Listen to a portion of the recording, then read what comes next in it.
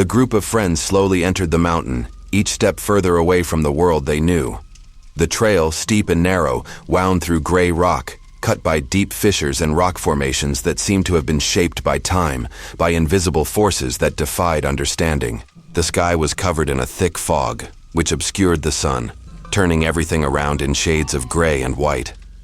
The air, thinner as they climbed, seemed colder, denser, and with each breath, the group felt a slight discomfort in their lungs. The heavy backpacks were full of climbing equipment, supplies, and bottles of water, but despite the weight, everyone remained in good spirits. Jokes were exchanged as they climbed, laughter echoing against the rocks. The sound of firm footsteps on earth and rocks was a constant company, and casual conversations filled the silence of the mountain, relieving the tension that the surrounding nature seemed to impose. But as they advanced, a strange stillness began to take over the environment. The wind, which used to blow through the trees and rocks, became weaker, almost imperceptible. The sounds of nature, the insects, the birdsong, gradually disappeared. The silence that surrounded them was now deep and disconcerting, as if the world around them was in a vacuum, isolated from the rest of life pulsing below. The air grew colder as they climbed, and the weight of the mountain seemed to increase, a feeling of increasing oppression. The group continued for a while longer, feeling the change in the environment, but still trying to ignore the uncomfortable feeling that surrounded them.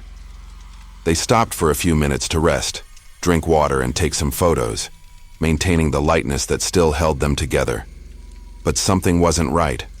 A feeling of uneasiness began to grow, silent and gradual, like a shadow approaching unseen. "Hey, shall we continue?" "We're almost there," said Felipe, the leader of the group, pointing to the top of the mountain, which was still far away but visible through the mist. The group nodded, and they continued climbing. But it was when Andre, the quietest and most introspective of the group, started to move a little away from the main track that the atmosphere really changed. He didn't notice when he began to walk more slowly, but his steps became more isolated as the rest of the group moved a little further away on the steep trail. He glanced at the others, seeing them discussing something up ahead, but felt a strange need to stop for a moment. Something made him look back at the rocks and emptiness of the mountain behind him. It was then that he heard it, a soft sound, almost a whisper, but it cut through the heavy silence of the mountain. His name, Andre, was called in the distance. The voice sounded familiar, but at the same time distant, as if it were coming from a place he couldn't place. He paused for a moment, trying to locate the source of the sound. He looked around, but the rest of the group was far away, walking up the trail, not noticing anything strange. "Andre?" the voice called again, clearer this time. It was his own voice, but with something strange, a tone of urgency that made him hesitate. The wind seemed to have completely ceased, and the sound that cut through the stillness of the mountain was like an invisible presence calling him. Andre, driven by involuntary curiosity, took a few steps back, away from the main trail. He didn't know why, but the voice seemed to draw him in, as if the mountain was calling to him in a way he couldn't understand. He advanced slowly, still hearing the sound of his name being repeated, as if it were an echo, but with an almost hypnotic tone. With each step, the air seemed thicker, and the feeling of being watched increased. There was no longer the laughter of friends, nor the sound of footsteps on the stones. The mountain seemed to be changing. When he reached the edge of a cliff, he stopped, looking away. That's where the voice was coming from. On the other side of the abyss, he saw someone standing, smiling and waving at him. It was a strange sight, like a reflection, but it was no ordinary reflection. He saw his own face, but it was not reflected in the water or the glass. The figure was in front of him, on the other side of the cliff, smiling and making gestures as if inviting him to cross. Andre remained motionless, his heart beating faster. He couldn't process what he was seeing. The person in front of him was identical to him. He watched for a moment, trying to understand what was happening, but the figure on the other side, with a familiar and disconcerting expression, beckoned again, with a smile that seemed to invite him to cross the abyss. Fear gripped Andre, but something in his mind pushed him to take a step towards the precipice. The emptiness in front of him seemed to call to him, and he could no longer ignore it. Lucas stopped for a moment to drink water, the sound of the liquid flowing into the neck of the bottle breaking the silence that surrounded them. The group had taken a break to rest before continuing their walk up the steep trail, and he took advantage of the moment to stand a little further away, observing the vastness of the mountain in front of him. Dense fog covered much of the horizon, making everything around darker and more distant, as if the world was slowly erasing itself. The cold wind cut through the thin air, and the other members of the group were a little further ahead, talking about the path they still had ahead. Lucas, with the bottle of water in his hands, watched the fog that spread in front of him, feeling a shiver down his spine. Something about the landscape disconcerted him, as if he were being watched. The silence, although initially comforting, now felt oppressive. With a growing sense that something was out of place, he tried to shake the feeling away and took a sip of water, trying to focus on the raw beauty of the mountain. It was then that he heard it. A low sound, like a whisper, but perfectly clear, cutting through the silence of the forest. His name was called Lucas. The sound seemed to come from a distant point, as if it were a voice that didn't belong to the environment, low and drawn out, but still extremely clear. Lucas stopped immediately, the bottle still in his hand, and looked around. The sound had been so clear, so precise, that he felt frozen for a moment. He looked at his friends further up the trail, trying to understand what was happening. They were chatting excitedly, but no one seemed to have noticed anything strange. They continued to walk without paying attention to him, without even showing signs of having heard the call. The name had been whispered in a way that seemed to have come from some undefined point, as if there was no real source for the sound. It was as if it was being projected directly into his mind, a voice that seemed out of place in time and space. The fog around him seemed to suddenly grow thicker, which made the vision more limited, and the feeling of isolation even more palpable. "I must be getting paranoid," Lucas muttered to himself, trying to rationalize what had just happened. He looked back at his friends on the trail, who were still far away, talking as if nothing was out of place. But the feeling of restlessness he felt did not disappear. He tried to ignore the event, move on and resume walking, but the whisper kept echoing in his mind. Deciding to continue, he put the bottle away and headed for the trail. But the feeling that something was wrong grew. He continued to look around, scanning the forest for any movement, any sign of life other than his and his friends beyond.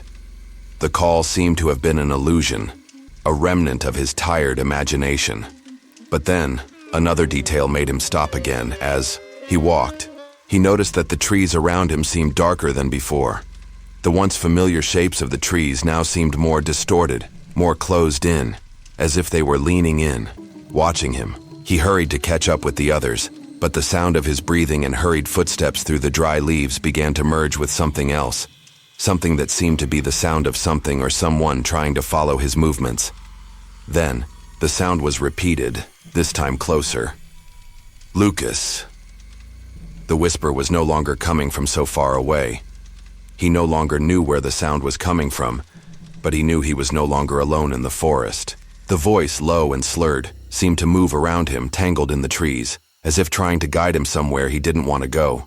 He stopped again, his heart beating faster, the feeling of being followed growing, and he looked at the others. They were even further away now, and he could no longer hear them talking. "Who's there?" Lucas said, more to himself, trying to calm the rising anxiety in his chest. He didn't expect an answer, but the feeling that something was wrong intensified with every second.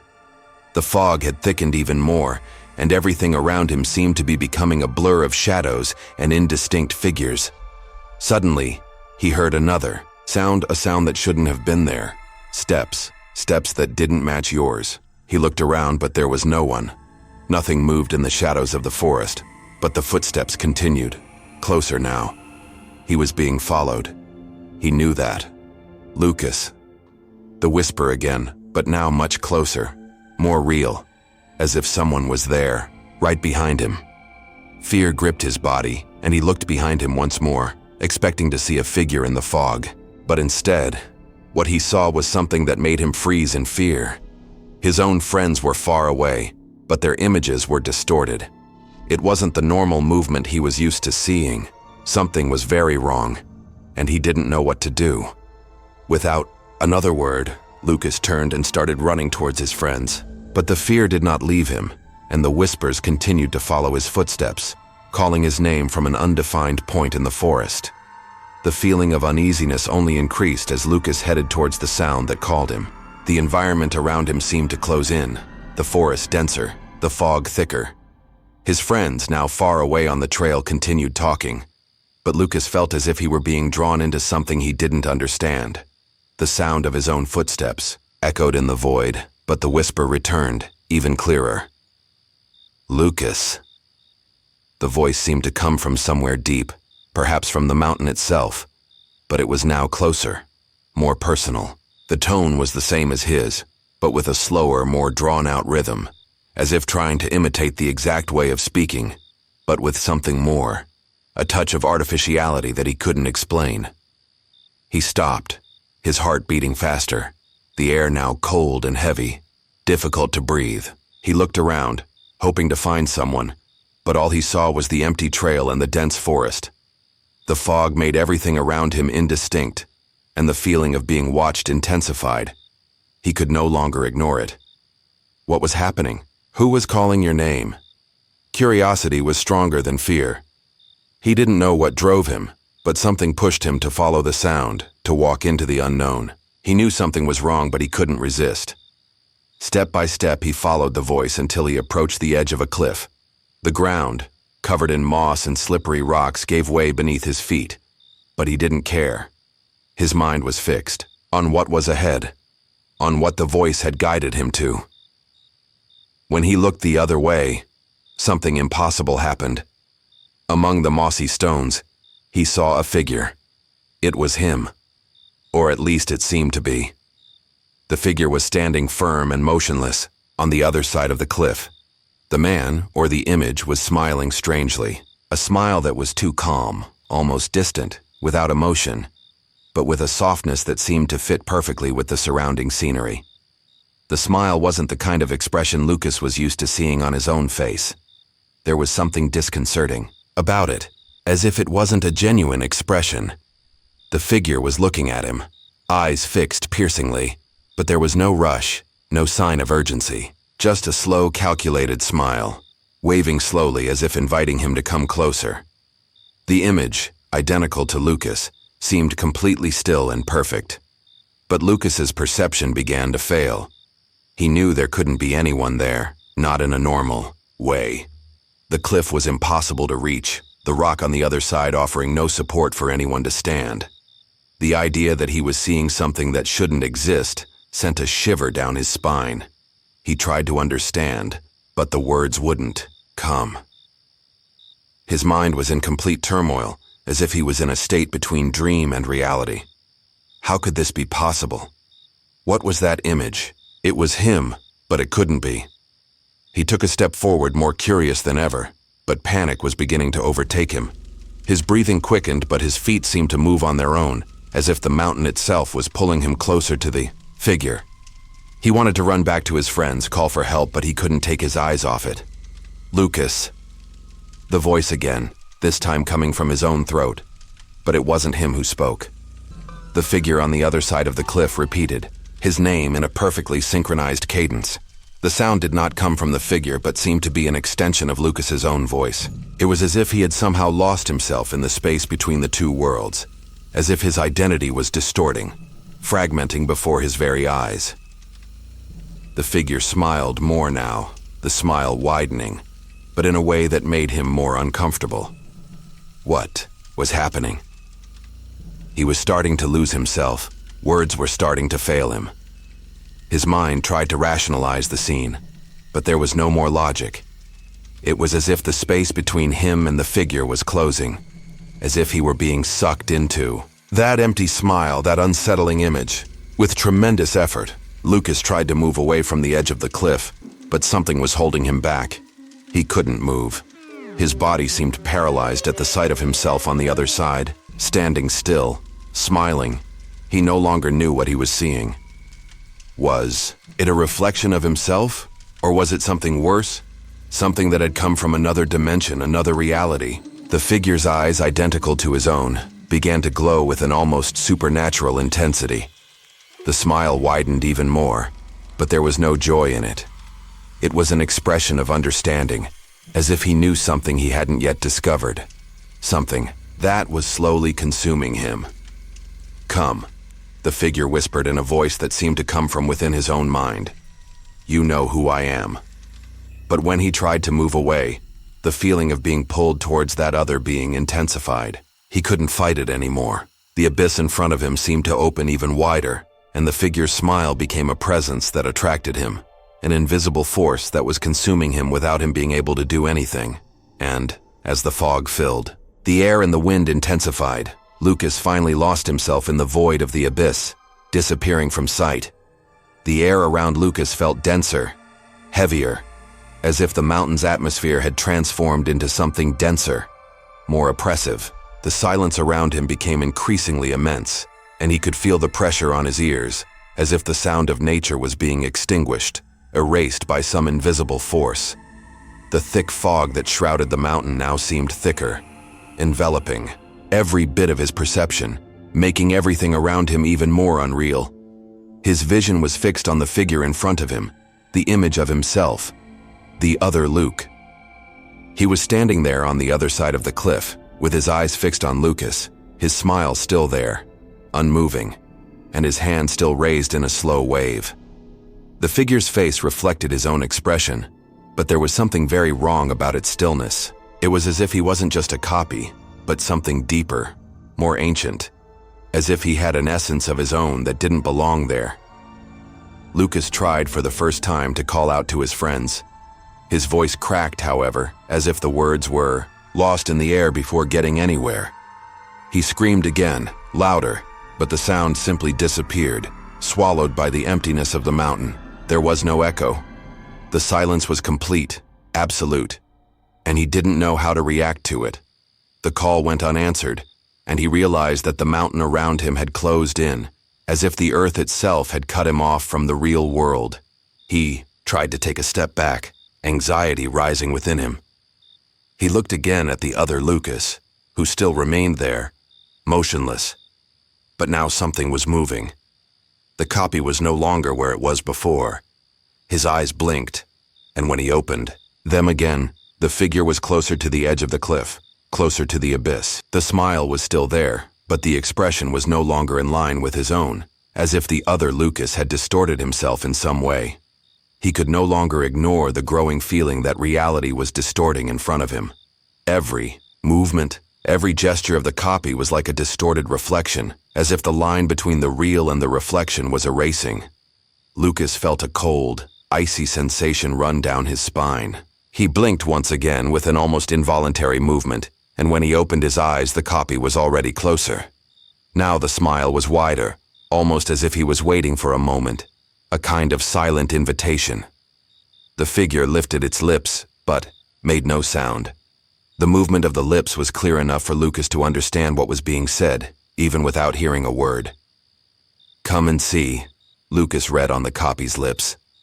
The air around him became even thicker, and the silence now seemed unbearable. The whisper he hadn't heard echoed in his mind, but his own words couldn't fill the void. He wanted to move, wanted to run, but his feet were still. What was that? How was this happening? How could there be such an accurate replica of himself on the other side of the abyss, which now seemed to call out to him, as if waiting for his answer? Lucas looked at the trail behind him, trying to see his friends, but the fog had completely hidden them.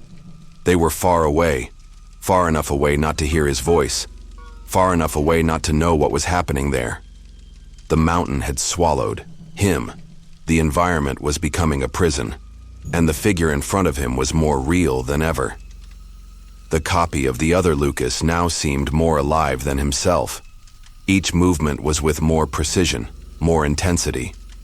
He leaned forward slightly, as if preparing to cross the border between the two worlds. Lucas's eyes were fixed on the version of himself on the other side of the cliff, and he didn't know which was more terrifying: the certainty that he was being watched by someone identical to him, or the fact that the copy was becoming more and more real, closer, as if it were moving on its own, outside of his own perception. Lucas's heart beat faster, but he couldn't move. His feet were stuck to the ground, as if the mountain had become a weight on him. He felt the thick air take over his lungs, and at the same time, a strange feeling of coldness took over his bones. The reflection, the copy himself, seemed to get closer, but not in the way he wanted. "You can't escape," the figure said in a voice that wasn't his own but was still there, echoing from somewhere in his mind. There was no sound, but Lucas knew exactly what the figure was saying. He tried to scream again, but no words came out. His body no longer responded. He was consumed by the vision of that copy, by the idea that the real and the reflective were about to merge in some way, and he didn't know what would happen next.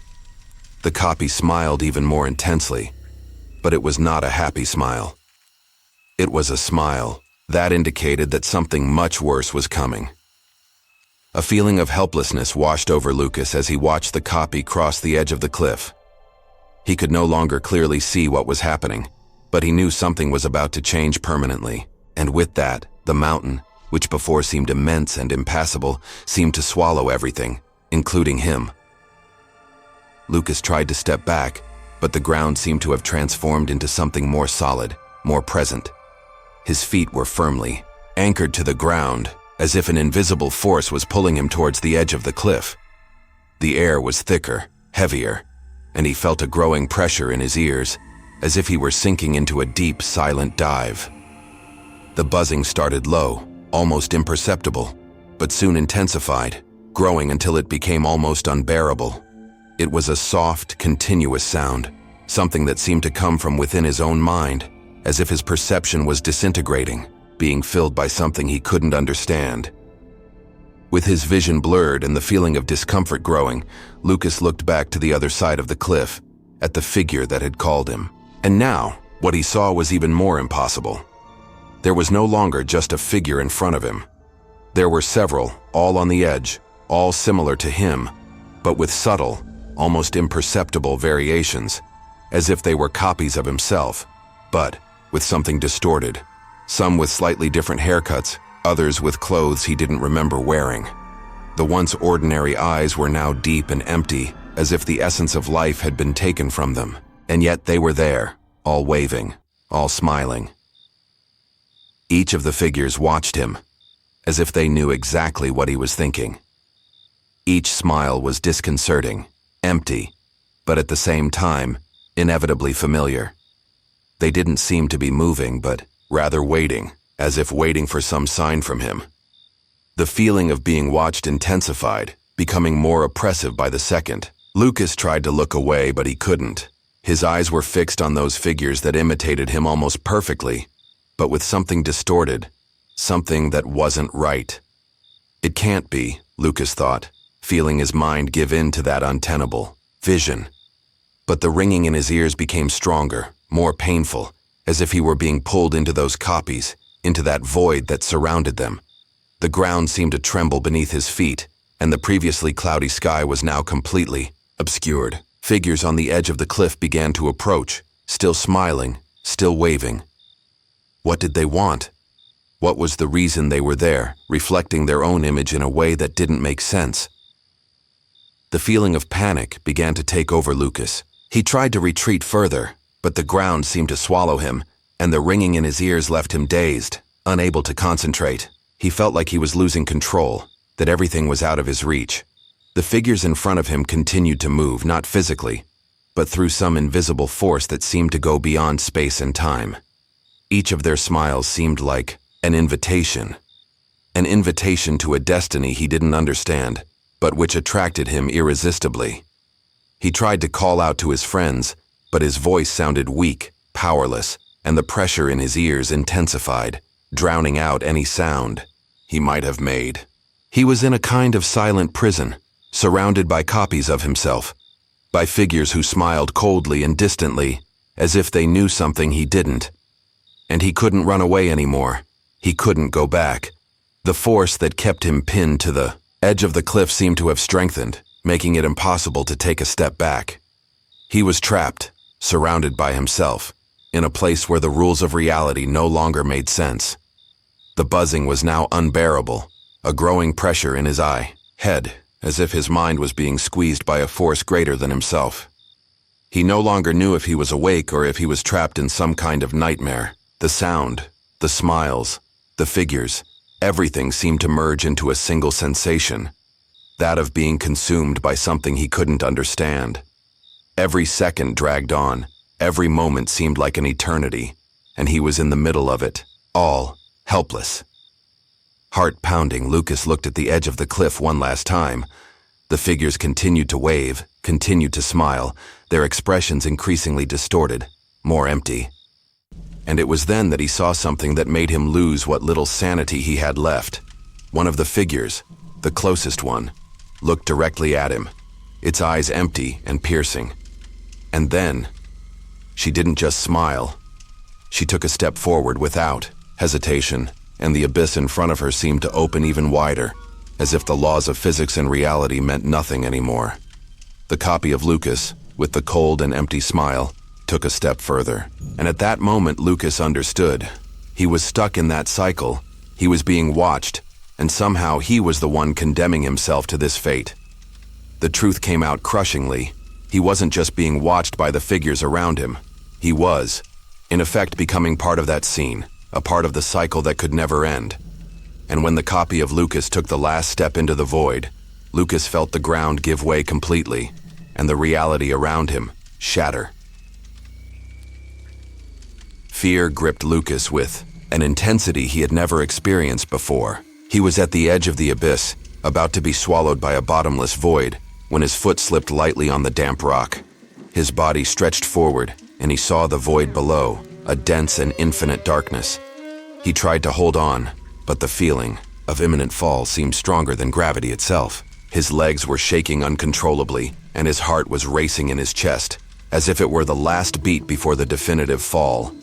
He took a deep breath, trying to control his panic, and when he looked to the side, he saw a hand that touched his shoulder gently, but in the midst of the panic it seemed more like a sentence. The feeling of relief was immediate. Someone had caught up with him, a friend probably coming to him. With a sigh of relief, Lucas turned around, expecting to see the familiar expression of one of his traveling companions, but as he turned around, he froze. There, before him, was someone identical to him.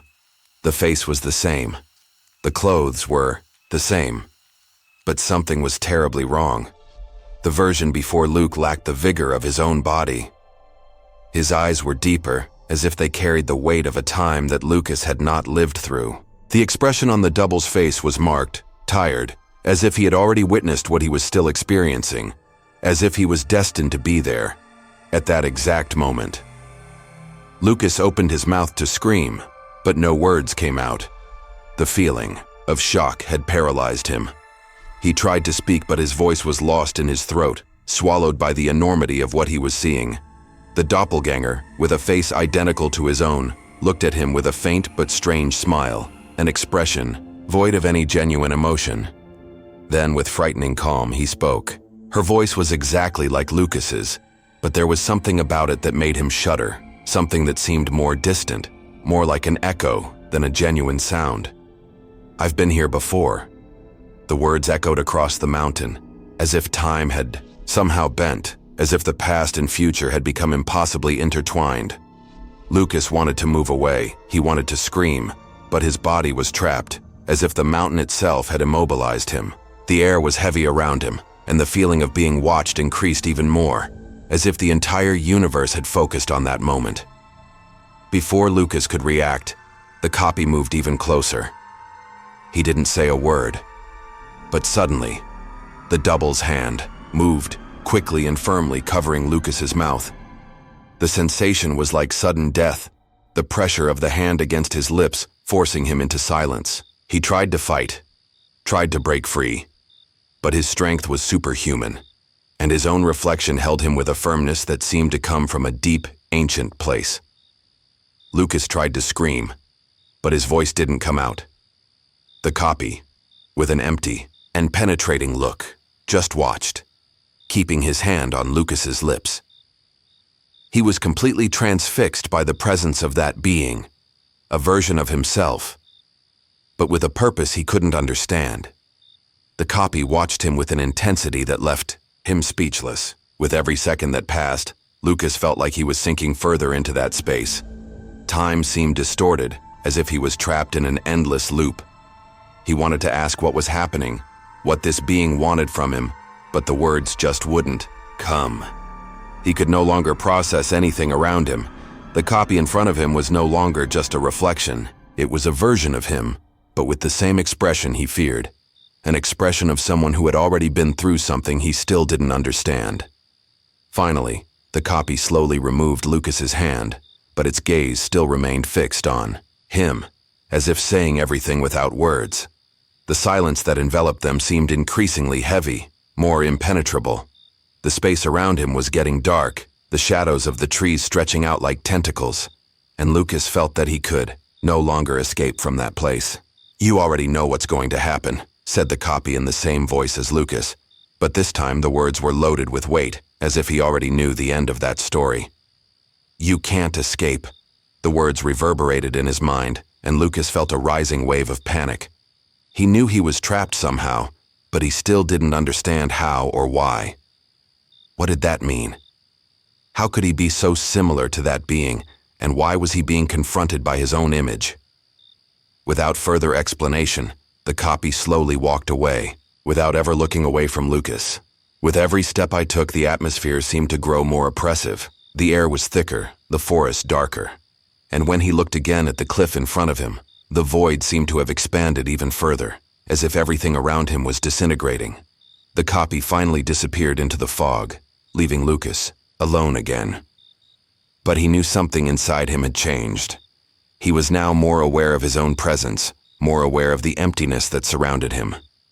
The copy's words still resonated in his mind, and he could no longer shake the feeling that there was no return, that the cycle was about to begin again. The mountain had changed forever, and Lucas knew he would no longer be the same. Lucas's friends, noticing his absence, began to call out to him, their voices getting lost in the dense fog that had formed around the trail. The mountain seemed increasingly silent and the air colder. What had previously seemed like a peaceful walk was now fraught with increasing tension. They began to look for him, their hurried and disconcerted footsteps echoing across the wet stones. Lucas's backpack was the first clue found. It was lying near the edge of the cliff as if he had dropped it while speeding away, but there was no sign of him anywhere. The trail was empty. The echo of their own calls came back to them, but Lucas did not respond. Fear began to grow in the group. They looked at each other, exchanging looks of doubt and apprehension. There was no logical explanation for what was happening. What could have happened to Lucas? Why had he disappeared so quickly? They moved even closer to the edge, trying to see beyond the fog, but nothing could be seen. It was then that, from the thick fog, a figure appeared, walking with calm steps, as if he was in no hurry at all. At first, the friends thought it was one of the others, but when they looked closer, their faces contorted in confusion. It was Lucas, or at least it seemed to be. The same body, the same size, the same shape, but there was something about the look and the posture that wasn't right. He approached slowly, smiling in a way that wasn't like the happy-go-lucky smile they knew. It was a soft but lifeless smile, as if it were imposed. The smile didn't extend to his eyes, which looked empty. He stopped in front of them, still smiling, and with an unsettling calm, he said, "I just slipped. I'm fine." Lucas's voice wasn't the same. It was the same cadence, the same tone, but there was something strange about it, something that sounded echoed, as if it were speaking from inside a tunnel. The words didn't seem natural. They reverberated, as if they hadn't come directly from his mouth, but from somewhere else. There was a distance to the sound, something that distorted the perception of what they were hearing. It was as if the reality around Lucas had distorted too, and with that, he had transformed into something different. The friends froze for a moment, unable to process what was happening. They looked at Lucas, who was standing before them, smiling and talking, but something seemed very wrong. What was that? It was him, but at the same time it wasn't. It was as if there was a distance between the Lucas they knew and the one who was now in front of them, something impossible to explain, but which became more evident with each passing second. The figure in front of him seemed to be in tune with his surroundings, but at the same time he was out of it, as if she had been ripped from reality, left to wander without explanation. "Are you well?" One of the friends, still confused and scared, asked, his voice shaking but trying to maintain his composure.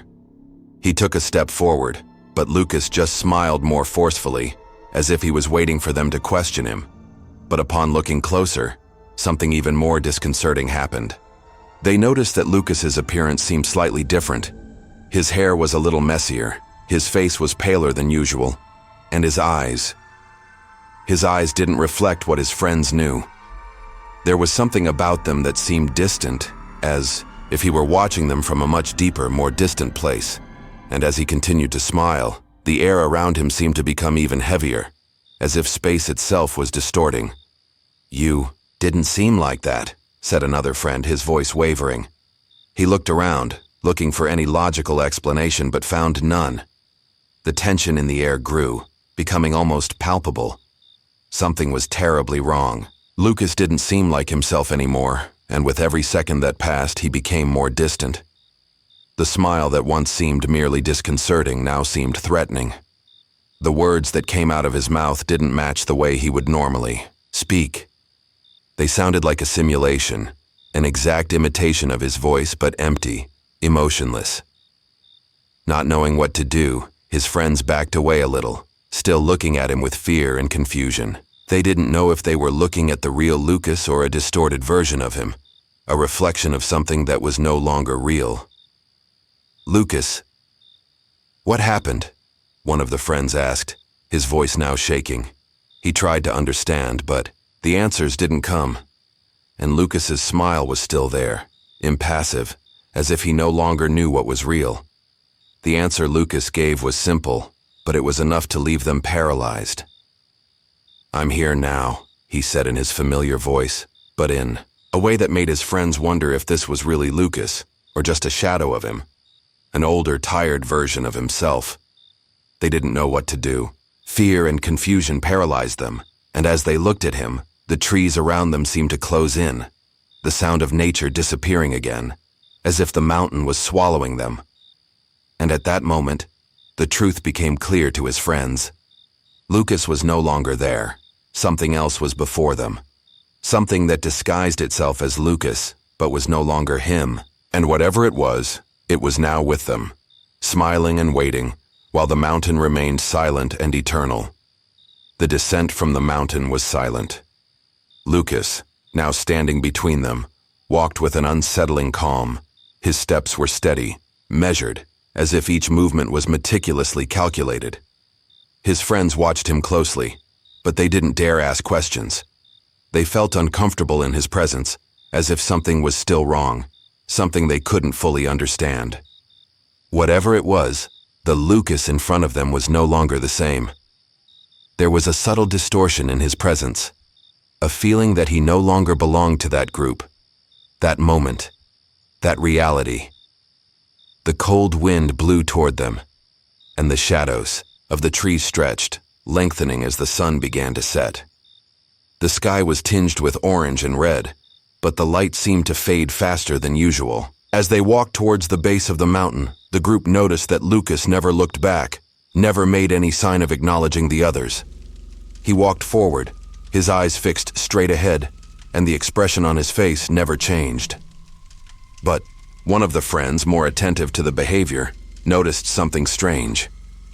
When he looked to the side at sunset, he noticed something disturbing. Lucas had no shadow. Where the silhouette of his body should have been, there was only a dark spot that did not reflect the sunlight in the same way as the shadows of the surrounding trees and rocks. It was as if his own shadow had been stolen, or as if he were an entity that did not belong to the physical world, a being out of place. The friend hesitated, but when he looked at the others, no one seemed to have noticed. They were absorbed by the strange feeling that something was about to happen, something that was beyond their understanding. The base of the mountain was now in sight, and the group was closer to finishing the trail. But when they reached the foot of the mountain, Lucas stopped abruptly, turning to face everyone. Silence fell again. as if the surrounding environment had stopped breathing for a moment. He stood there, looking at each of them, his gaze fixed and penetrating. The smile, which before seemed forced, was now wide, almost satisfied, as if he knew something they didn't, as if he had been waiting for this moment. And then, in a soft voice, but carrying a weight that no one else could perceive, he whispered, "There are more to go." These words reverberated in the minds of his friends, but none of them knew how to react. More to go? What did he mean by that? The friends looked at each other confused, but the feeling of discomfort intensified with each second. The Lucas before them seemed to have transformed into someone, or something, completely different. The shadow's absence now seemed more significant, more threatening. And the way he said those words, with a naturalness that suggested he already knew what would happen next. The group was silent for a moment, trying to process what was happening, but Lucas's words stuck in the air, floating like an ominous echo. He no longer looked human. He no longer looked like someone they had come up the mountain with. The figure before them was an entity, something that was beyond comprehension, something that watched them with a disturbing calm, as if it was waiting to complete a cycle, to fulfill a destiny they could not understand. And then, the fog, which had previously seemed far away, began to spread again, covering the way back. The wind picked up, and the shadows of the trees seemed to distort, as if they bent and moved according to an invisible rhythm. The sky was quickly darkening, the sunlight now completely covered by the darkness of the mountain. Lucas, or whatever he was, started walking towards the way back without looking back, without another word. The friends were in shock, unable to move, unable to understand what had happened. They didn't know what to do or how to react. That mountain, that place, had changed forever. And most importantly, they knew that by hearing those words from Lucas, something had been awakened. Something they had been waiting for. Something they couldn't avoid. The presence that had accompanied them throughout their journey seemed stronger now, more palpable. More to go. The words echoed in their minds, as if they were being repeated in unison. Something was about to happen, something much bigger than they could imagine. And so, as the last ray of light faded and darkness took over the mountain, the group knew that nothing would be the same again. They had crossed the line, and what was to come now was inevitable. The cycle, as Lucas said, was far from over, and they were about to find out exactly what he meant by those words. Weeks had passed since the group of friends had left the mountain, but the memory of everything that happened was still fresh in their minds. Something about this place had changed forever, something they couldn't explain but could never forget. The mountain was still there, imposing and silent, waiting for the next group to challenge its mysteries. And so, another expedition, made up of new explorers, was preparing to travel the same trail. The group climbed the mountain early in the morning, like any other group of adventurers, excited by the prospect of conquering yet another climb. The clouds were heavy in the sky, and a thick fog was beginning to form as they advanced.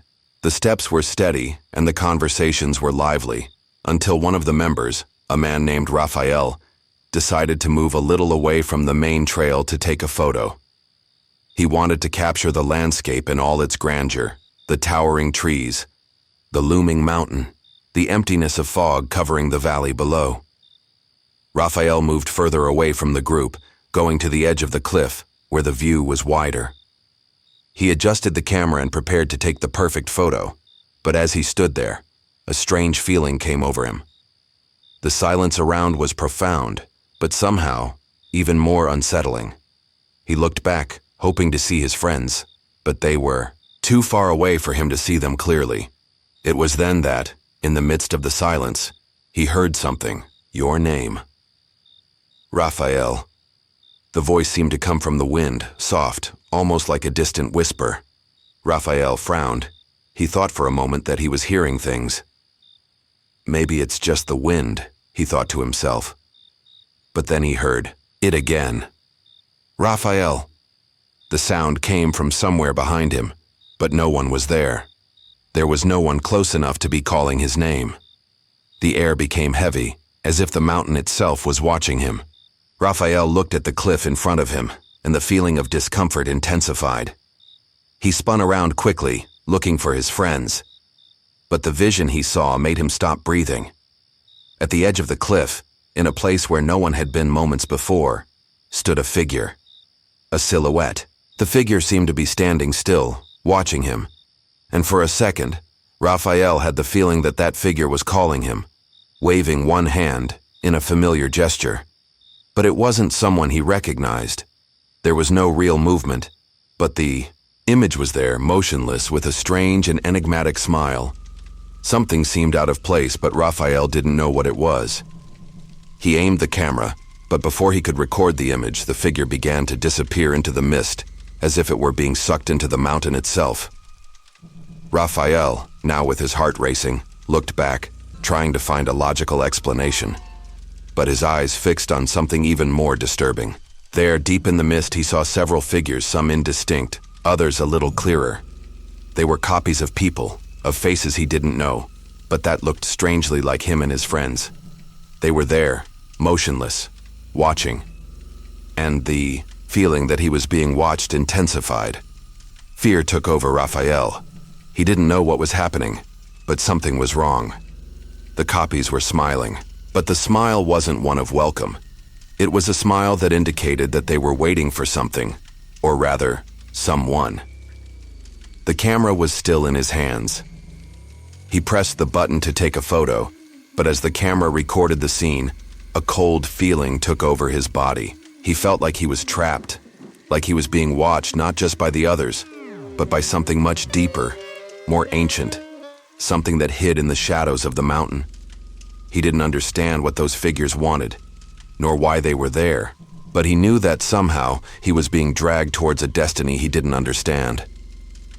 When the photo was taken, Raphael quickly looked at it on the camera screen. The image was distorted, but what took his breath away was the reflection of the figure on the edge of the cliff, or rather, the silhouette he had seen, now almost completely disappearing. The image showed someone's face, but it wasn't him. It was another version of himself, a copy, smiling, waving at him. The shadows behind the figure were no longer just blurry figures. Now they were clearer, more defined. He began to quickly walk away, panic growing. But when he looked back again, the figures had disappeared. Fear consumed him. But something kept him there, tied to the mountain. The emptiness around him deepened, and the sound of his own heart beating seemed to mix with the echo of something that was waiting for him. A presence he couldn't see, but he knew was there, watching. Not understanding what was happening, he shouted for his friends, but his words were lost in the wind. He tried to run back to the trail, but the figures, now closer, began to disappear as he got closer. The feeling of being swallowed by the mountain stopped him from reacting, and he felt like the mountain was slowly consuming everything he knew. In the end, the group of friends who had climbed the mountain never saw him again. His backpack was found, and the photo Raphael had taken remained on the camera. The image was analyzed, but no one could understand what had really happened at that moment. The figures in the photo did not appear to be human. And deep in the fog, for a brief second, one could see the empty smile of those who were still watching them, waiting for the next one. The sun was beginning to set, dyeing the sky with shades of orange and gold. The couple was there, in the middle of nature, setting up their camp on the edge of a peaceful lake. The air was cool and soft, with the breeze passing through the trees, creating a subtle, almost musical sound. The lake in front reflected the sky in an almost surreal perfection, looking like a glass mirror that amplified the beauty of the moment. They were in tune with the tranquility around them, a rare moment of peace amidst the hustle and bustle of everyday life. The tent was set up close to the shore, so that when they woke up the next morning, they could see the reflection of the water around them. The smell of food in the air mixed with the cool, damp earth, and the sound of the fire crackling as they prepared dinner gave the sensation of an instant suspended in time. Between laughter and relaxed conversations, the two enjoyed the silence of nature. They were far from the city, far from the frenetic routine, and for a moment, The world seemed to have stopped to give them this space. The sound of the water gently lapping against the shore and the movement of leaves on the trees created a harmony that made everything even more serene. There was no rush. Night was coming, but everything was still calm, undisturbed. When dinner was ready, they sat around the fire, sharing stories and watching the sky slowly darken, the stars beginning to appear one by one. The heat of the bonfire contrasted with the coolness of the night, creating a welcoming atmosphere. The feeling of isolation, away from everything and everyone, felt liberating. After a while, the couple began to prepare for bed. The wife entered the tent, adjusted her sleeping bag and got comfortable, while her husband, feeling the need to drink some water, decided to step away for a moment. He walked to the lake, the cool breeze hitting his face, and approached the shore to drink. The water was calm, almost static, reflecting the now completely dark sky dotted with stars. As he crouched near the water, he looked at the reflection of the tent and stopped. Something was wrong. The reflection was not what he expected. The tent was open and he, outside, was looking inside, where his wife was lying, sleeping as he had expected. But what made him stop was what was next to her. There, on the bed next to his wife, was another version of himself, lying there as well, in a peaceful position. The image reflected in the lake was clear, but what he saw made no sense. At first he thought he might be imagining things, but the reflection was clear. There was another version of him, there, lying next to his wife. The same physiognomy, the same body, but the feeling of discomfort was immediate. What was happening? How could I be outside the tent and inside it at the same time? His heart raced. Without thinking, he quickly stood up, moving away from the lake. His body felt like it was on automatic mode, and he ran back to the tent, his thoughts racing, trying to make sense of what he had just seen. But as he approached the tent, an icy feeling came over him.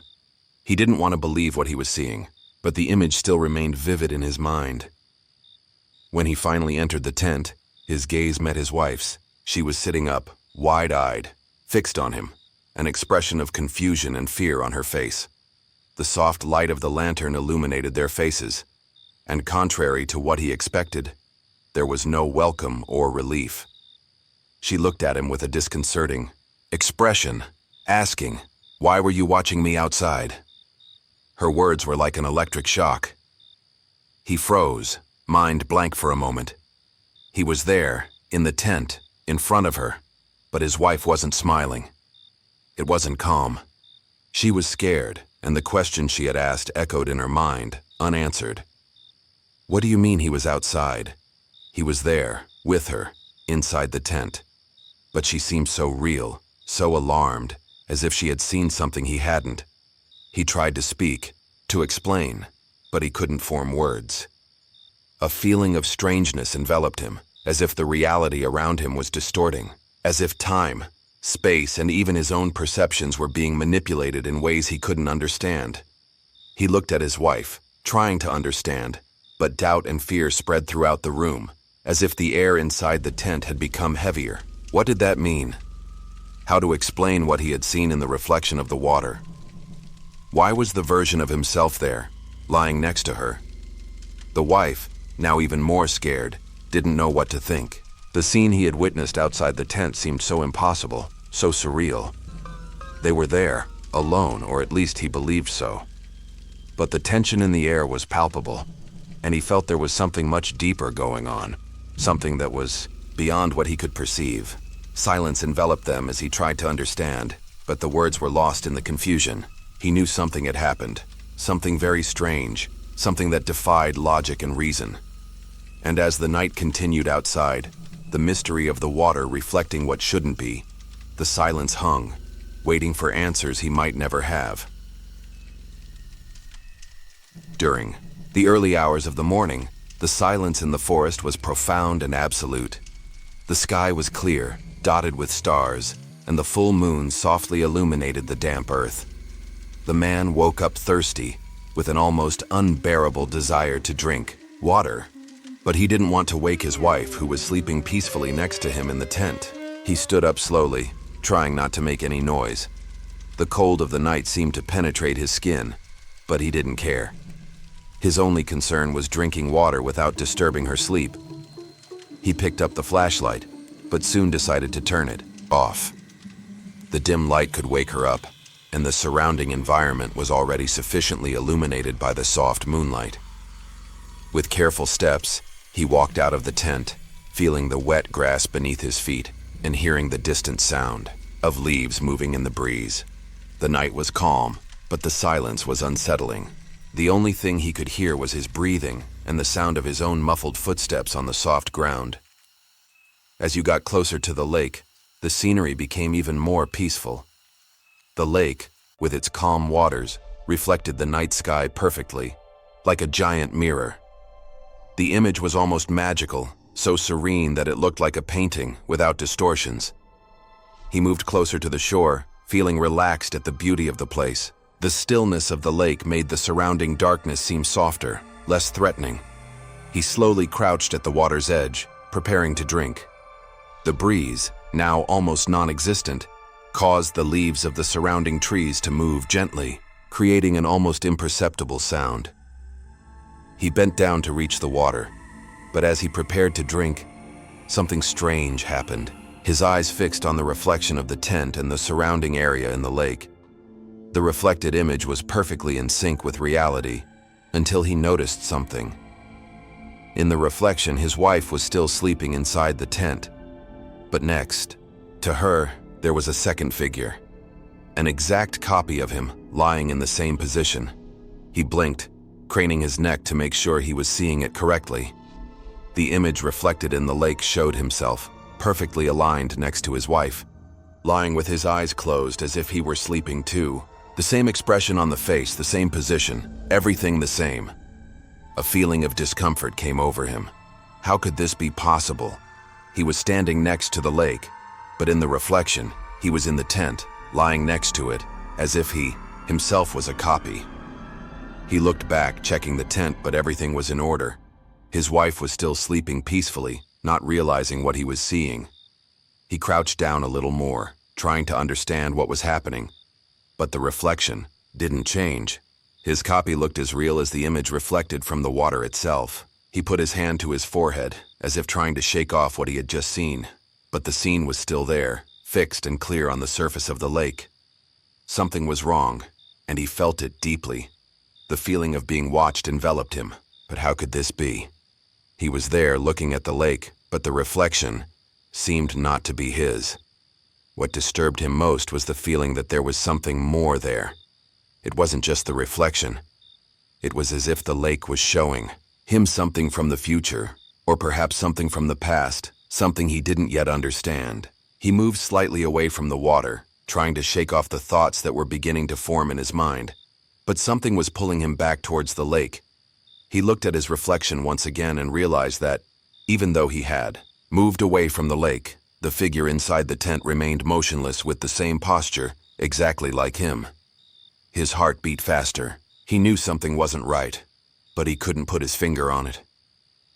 The reflection was distorting reality, and he was becoming unable to distinguish what was real and what was just an illusion caused by the water. He walked away from the lake, feeling slightly dizzy as his steps took him away from the shore. But as much as he tried to shake off the idea that something strange was happening, he knew he couldn't just ignore what he had seen. With one last suspicious glance at the water, he turned and walked back to the tent. He was tense, but he tried to convince himself that it was just an error of perception, an illusion of the mind. However, as he approached the tent, his uneasiness increased. He knew something was wrong, but he had no idea how to explain it.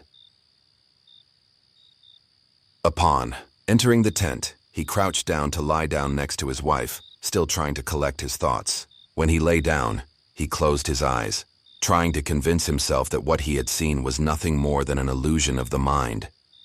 But the discomfort wouldn't leave him. He felt as if something was about to happen, as if the moment of revelation was approaching. And as the silence of the night enveloped him again, he couldn't help but think about what he had seen in the lake, in that calm water, which now seemed more unsettling than ever. The man froze, his eyes fixed on the reflection in the lake. He had approached the water with the simple intention of drinking. But what he saw was something that made no sense at all. The tent was open in the reflection, and he was standing there outside, exactly where he physically was. But what really scared him was what was inside the tent. His wife was lying down, sleeping peacefully, just as he had left her. But next to her, lying in the same position, was another version of himself, an identical version of him lying on, his back at rest, as if he were sleeping next to her. The reflection didn't move like him. He was there, watching, motionless, but in the reflection his copy blinked, a movement that was not repeated by his real version. It made his heart beat faster. He blinked, trying to process what he saw, but the image didn't disappear. The reflection was clear, sharp, but totally distorted, as if the world reflected there was not the same as the one he was part of. He took a deep breath and tried to convince himself that this was nothing more than an illusion, a failure of perception. But it wasn't just that. Something was wrong. He glanced at the tent, as if to make sure the version of himself that was lying next to his wife wasn't real. But he knew that what he saw reflected in the water could not be a trick of the light or an error in his vision. The reflection was perfectly detailed, and the image of himself lying next to his wife seemed as genuine as his own presence there. With a sudden movement, he took a step back, his body tense, a wave of cold running up his spine. He looked at the tent once more. His wife was still there, sleeping peacefully, unaware of the restlessness that was taking over him. He looked at his reflection again, trying to understand what was happening, trying to see some logical explanation. But nothing made sense. Then something even stranger happened. He moved a little away from the shore, his gaze moving to the side, trying to push away the uncomfortable thoughts. However, when he did this, his reflection in the lake remained there, fixed, exactly where he was. But he didn't move. The version of him in the water was frozen, eyes open, while he hadn't even moved.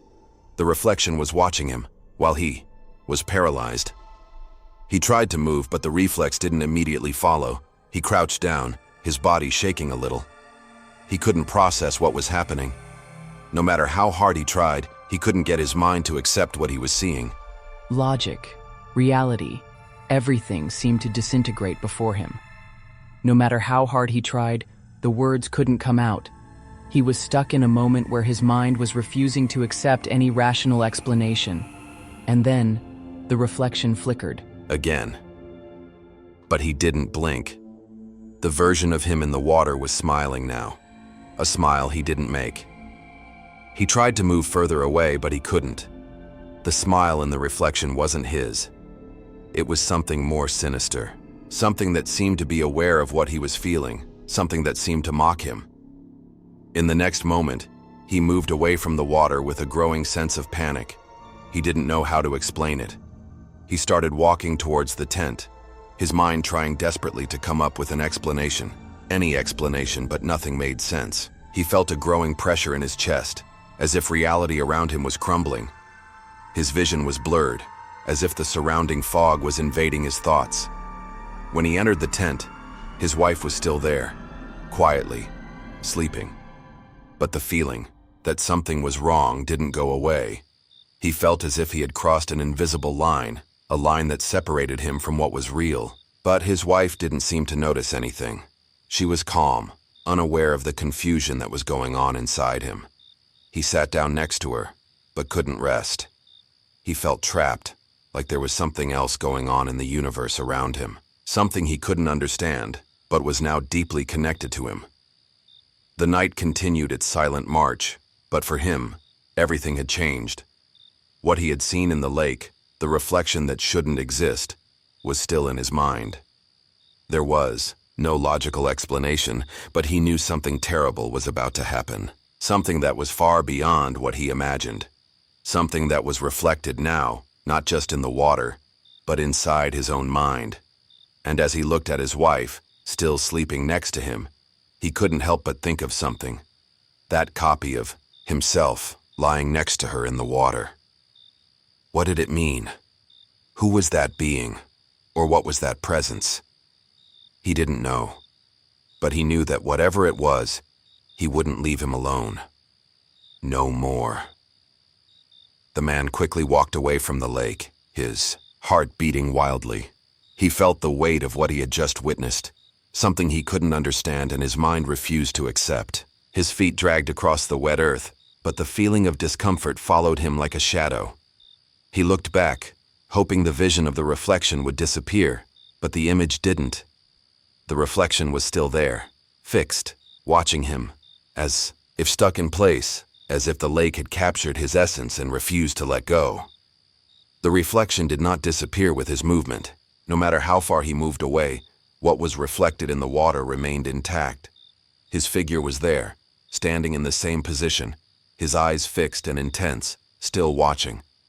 It was as if the lake wasn't just a mirror of reality, but something deeper, something that held a version of him, a possibility of who he was or what he could become.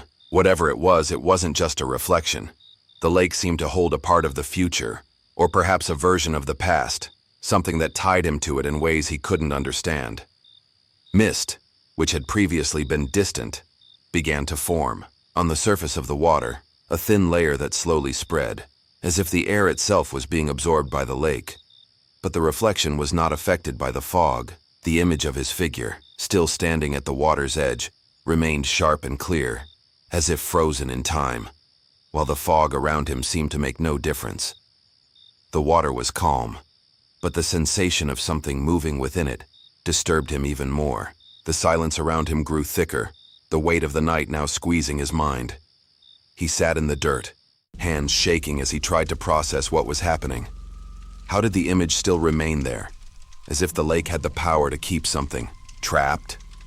He didn't know what to think, but one thing was clear. The reflection was not simply a repetition of what was happening in reality. He felt a strange connection, as if the lake was showing something that shouldn't be seen. The mist now partially covered the reflection, but his figure was still visible, clear as crystal. What disturbed him most was the feeling that the reflection was not an exact copy of him, but a version of him in another time, in another place. He could feel it, as if there was another story being told there. As if the lake had the ability to capture moments before they happened, or perhaps it was showing a possible future, something he hadn't yet experienced, but was about to occur. The idea that this reflection was not limited by the present made him even more disturbed. The lake seemed to show what was beyond his understanding, something he could not control. Trying to shake off these thoughts, he looked at the tent, where his wife was still sleeping, oblivious to what was happening. But even with the distance, he felt the weight of what he had seen. Something stirred within him, a growing sense that the reflection in the lake was not just a passive vision. He knew he was being watched, but not by anything outside. It was as if the lake itself was testing something within him, forcing him to confront what he didn't want to see. He stood up, feeling the need to move away, to leave that vision behind. But when he took the first step, he looked once again at the lake. The mist was now thick, almost covering the water completely, but the reflection was still there, immutable. He swallowed hard, trying to shake off the panic, but the reflex wouldn't leave him alone. The image he saw seemed to intensify, as if he were being pulled into it, into that distorted future. He spun around, determined to go back to the tent and forget what was happening. But when he looked back, the feeling that the reflection was watching him was still vivid in his mind. The lake was now calmer than ever, but what he felt was the opposite. There was something inside that was being challenged, something that could not be ignored. He knew he could not leave the lake behind, that what he had seen could not be forgotten. But what scared him most was the idea that the lake was not just reflecting what he had already experienced, but what he had yet to experience. The reflection was not just the past. It was not a simple image of what he had already done. It was a promise. And now, as he stared out into the water, the feeling that something greater was at play, something beyond his control, enveloped him more and more. The future was there, reflected in the lake, and he couldn't escape it. The man ran down the trail back to the tent, his feet hurriedly stepping on the damp ground as the image of the lake still burned in his mind. Each step felt heavier than the last, and the feeling that something was wrong intensified with each second. He could barely breathe, his mind filled with disjointed images. The reflection in the lake, the version of himself smiling next to his wife, and the mist enveloping the water in an unrealistic way, as if time itself was distorting. He felt a knot in his stomach, the feeling that he was trapped in a nightmare he couldn't escape.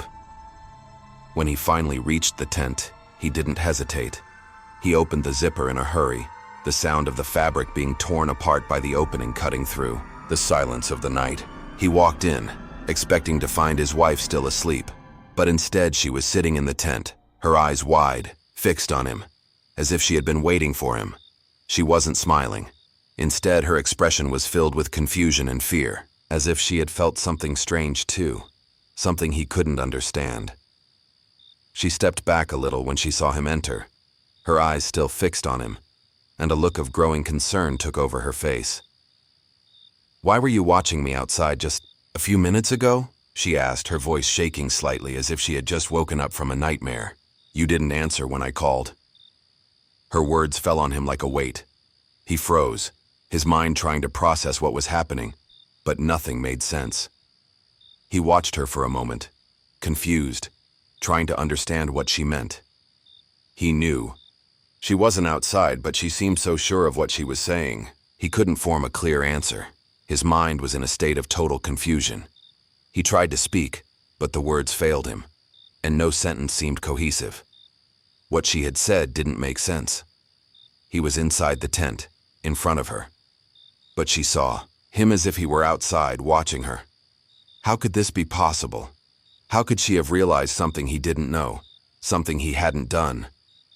He looked at her, trying to understand, but her expression didn't change. Fear was present in her eyes, and she was visibly scared, as if she had seen something he couldn't see. I was here with you. I was inside the tent," he tried to explain, but his voice sounded distant, as if he himself was in doubt about what he was saying. With each word, more confusion took over him. How could he explain what had happened out there by the lake? He knew what he saw in the water's reflection, but what he had done there, what he had actually seen, seemed more like a distorted memory. The confusion was unbearable, as if time and space had been twisted in ways he couldn't understand. His wife didn't seem convinced. She watched him with an expression that mixed disbelief and fear, and she pulled back a little, as if trying to understand if he was really telling the truth. She frowned and asked again, more firmly this time. "You were watching me, weren't you? I heard you outside, and you didn't answer when I called."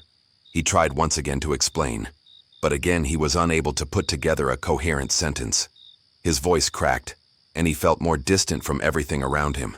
He looked at the tent, at his wife, at the objects around him, and felt as if he was losing his grip on reality. Nothing felt right. He knew what he had seen outside, but what she was saying was even more disconcerting. He hadn't been out there, but she seemed so sure. I don't know what's going on," he mumbled, the words barely audible. He looked at his wife once more, his eyes reflecting growing confusion. He felt as if the very world around him was falling apart, as if he was in a nightmare from which he couldn't wake up. The feeling that he was trapped, unable to escape, grew stronger with each passing second. She remained silent for a moment, her eyes still fixed on him, watching him as if she was waiting for something he couldn't offer. The sense of panic he felt was spreading throughout the room. He felt as if he was being watched by something beyond her, something that was manipulating the events around him, making him doubt his own reality. He tried to calm down, but it was impossible. The idea of being trapped in a cycle he couldn't escape consumed him. He sat in the tent, exhausted, trying to process what had just happened, but he couldn't. He knew something was wrong, but he couldn't understand what. And as he looked at his wife, who was still watching him with concern, he knew that nothing would ever be the same. They were trapped by something they couldn't see, something that was manipulating their perceptions, and he didn't know how to escape. What he had seen in the lake, the reflection of the water, was not a simple reflection. It was a version of himself that should not exist. And now he wondered if that moment was real, or just a distortion of what he had experienced.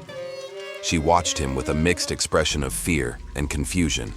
His wife's eyes were fixed on him, as if she was trying to understand what had happened but was unable to find a reasonable explanation. The silence in the tent was almost palpable, broken only by the gentle sound of the wind outside. She finally spoke, her voice shaking. "I saw your silhouette standing outside, motionless. I called out to you, but you didn't answer. When I got up to check, you weren't there anymore."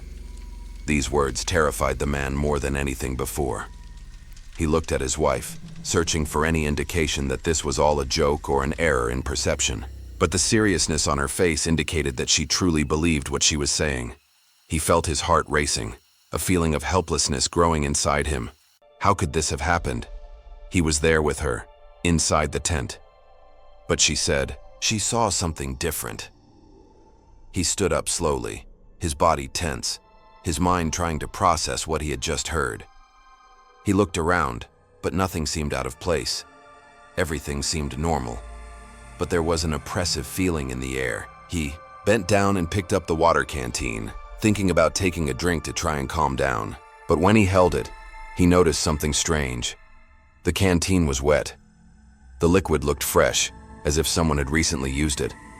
But he hadn't drunk yet. He had only left the tent to get closer to the lake, but the canteen was dirty, as if it had been handled by someone. How was this possible? He hadn't even used the canteen. He backed away a little, trying to understand the strangeness of what was happening. But then another disturbing detail caught his attention. The tent's zipper was open. He was sure he had closed it when he entered. Why would it be open now? The feeling of discomfort only increased, and a wave of panic began to spread through his body. What he was seeing and feeling didn't seem real, as if the rules of time and space were beginning to break down around him. The man tried to control his breathing, but a growing feeling that something was completely out of place consumed him. He then looked at the floor of the tent. Footprints were visible in the damp earth, clearly marking the path out of the tent, but something even stranger hit him.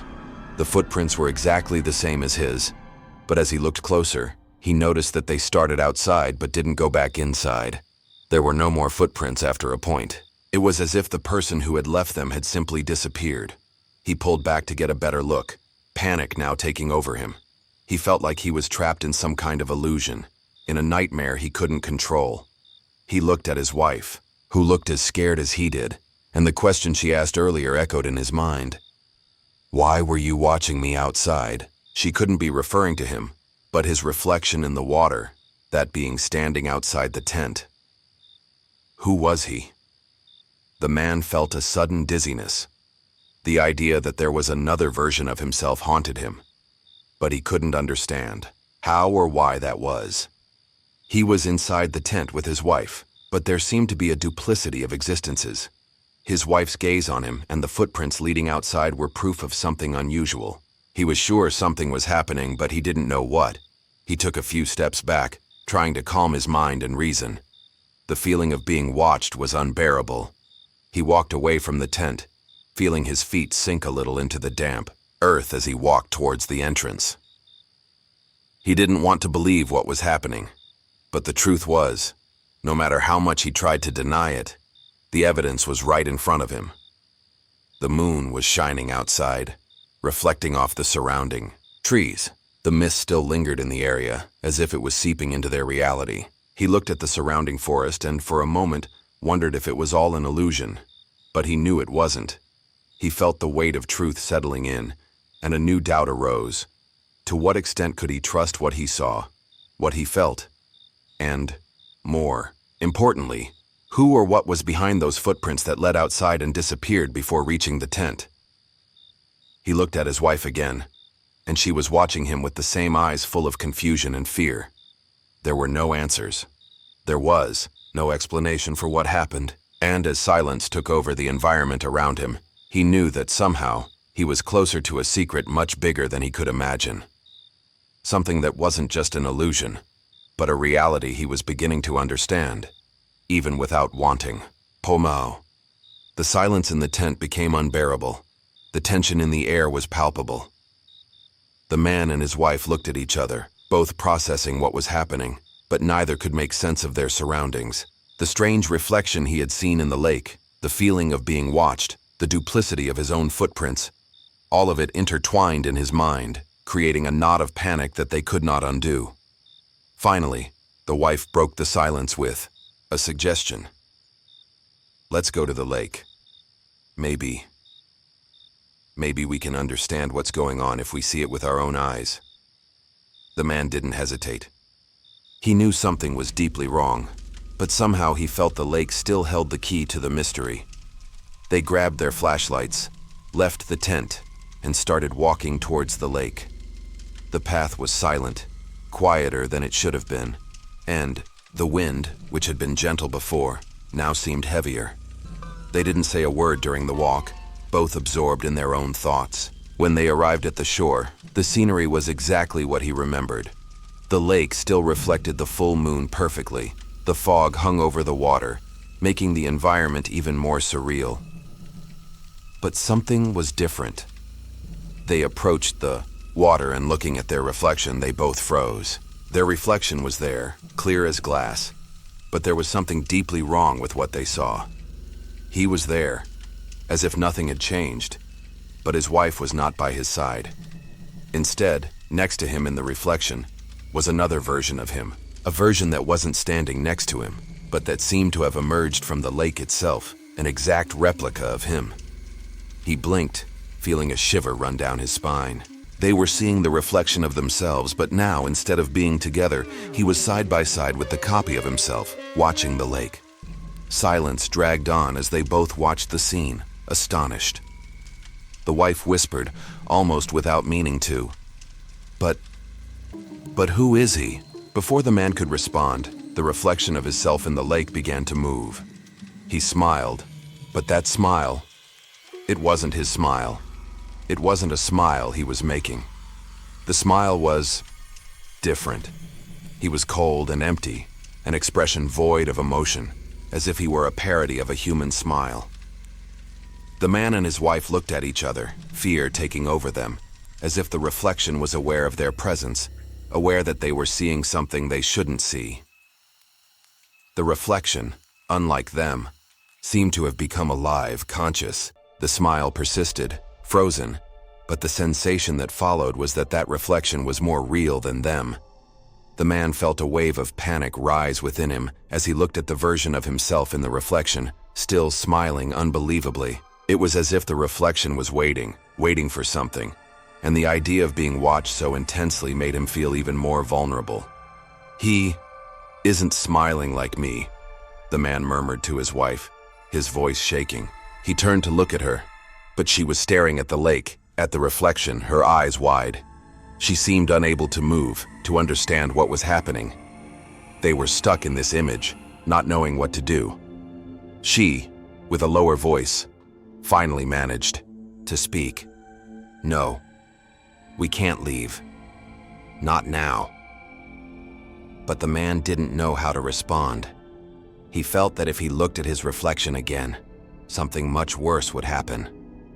The reflection's smile seemed to grow, wider, deeper, as if it was preparing to swallow reality. They slowly walked away from the lake, still stunned, speechless, but their gaze did not leave the reflection behind. The man felt a growing pressure in his chest, as if the reflex was reaching out to reach them. They took slow steps, but the air around them seemed to be becoming denser, heavier, as if space itself was distorting. When he looked back, the reflection was still there, fixed, and still smiling at them. But the picture was starting to change. Something about the water, something about the way the lake's surface was rippling, indicated that the reflection was no longer immune to his own presence. He felt that the lake was becoming more and more real. The smile in the reflection continued, and he no longer knew what was real and what was just a distortion of his mind. They started to run, not looking back, but the sound of water chased them, the image of them in the lake becoming more intense and threatening. But in the back of his mind, he knew that no matter what they did, they couldn't escape. Something had trapped them in the reflection, something they couldn't understand. And the lake now seemed to be the key to everything. For what they saw, for what they were becoming. And as they ran toward the tent, he knew the reflection's smile was the one thing he couldn't leave behind. Panic gripped him when his wife suddenly staggered, her feet wobbling on the ground. She leaned forward, her eyes clouding as her breathing became more labored. The man rushed to catch her, putting his arms around her as she collapsed to her knees, her body curling against him. "I am on the other side," she murmured, her voice weak and thick with confusion. Those words passed through his mind like a cold blow, making his heart race. What did she mean by "on the other side"? He felt a chill run down his spine as he tried to support her, but something in her expression seemed distant. Her eyes were empty, as if she was seeing something beyond him, something he couldn't perceive. He tried to speak, to ask, but before he could articulate anything, she was already staring at the lake, her gaze lost. He followed her gaze and, with the dim light of the flashlight he still held, observed the reflection in the lake. What he saw gave him a chill. In the reflection, he was there, standing, holding his wife, but not his real wife. In the water mirror, his hand was empty, and he wasn't holding anything. His image in the reflection looked exactly the same, but next to him was not the woman he knew and loved. It was another version of her, a pale figure, slowly moving towards the forest, her body disappearing beyond the trees, while he remained motionless in the same place. Her reflection didn't hesitate, just walked away silently. He looked down at his wife in his arms and noticed that she was no longer responding. Her eyes were closed, but her lips were parted, as if she were trapped in a nightmare he couldn't reach. "I'm on the other side," she had said, and now he understood that perhaps she wasn't talking about a physical place, but about something he couldn't understand, something that separated them, something that was beyond the reality he was still trying to hold on to. The man, desperate, looked again at the lake, where the reflection still danced beneath the surface of the water. He could see himself exactly as he was now, but his wife was no longer there. Only him and the reflection, a version of himself, now immersed in the darkness that was beginning to take over everything around. There was no one else. Just him, alone, with two reflections of him, and no reflection of her. He looked up at the sky, but the darkness swallowed him, and he felt as if the weight of the night was pressing down on him, making him lighter and at the same time heavier, as if time was stretching out until it disappeared. He felt the emptiness around him, the reflection of his own image staring at him, as if he were being watched, but unable to see what was really happening. The silence of the forest was broken only by the sound of his own breathing, which became more labored as he moved further away from the lake. He didn't know what to do. He didn't know where to go. The idea that his wife had gone to the other side, that he was alone, surrounded by reflections and emptiness, completely dominated him. He tried to scream, but the words wouldn't come out. Nothing came out. Only the muffled sound of his own voice surrounded him, echoing in the void. He turned around, desperate for some kind of answer, but there was no one else. There was only him left, in a dark and distorted world, with reflections of himself but without the being he loved most. And as he walked away from the lake, the feeling of being lost, disconnected from reality, only grew. He knew he could never go back to what he knew. The other side had already consumed him. He was trapped. And the vision of the reflections, still present and intact, would never leave him again. The next morning the scene was quiet, as if the night had never happened. The ranger walked along the trail, his calm step resonating in the silence of the forest. He had been ordered to inspect the area where the camp had been set up the night before, an isolated location, far from the most common visiting routes. It was a little frequented part of the park, known only to those who had the habit of exploring the remote trails further. When he arrived at the camp, everything seemed in order, although the surroundings were empty and lifeless. The tent was intact without any sign of disturbance. The backpacks were still arranged in an orderly manner. The bonfire had completely gone out, but the ashes were still warm to the touch, indicating that the bonfire had recently been put out. The lake was calm, reflecting the soft morning light, and the slight breeze that rose seemed to cause the surface of the water to move almost imperceptibly. The ranger, accustomed to seeing the area peaceful, didn't think it was a big deal at first. However, something made him stop as he approached the lakeshore. His gaze fixed on the water, and he froze. The reflection in the lake, although clear and sharp, did not match what he saw around him. There was, on the surface of the water, the image of a couple smiling. An identical, symmetrical smile, as if the two were perfectly synchronized.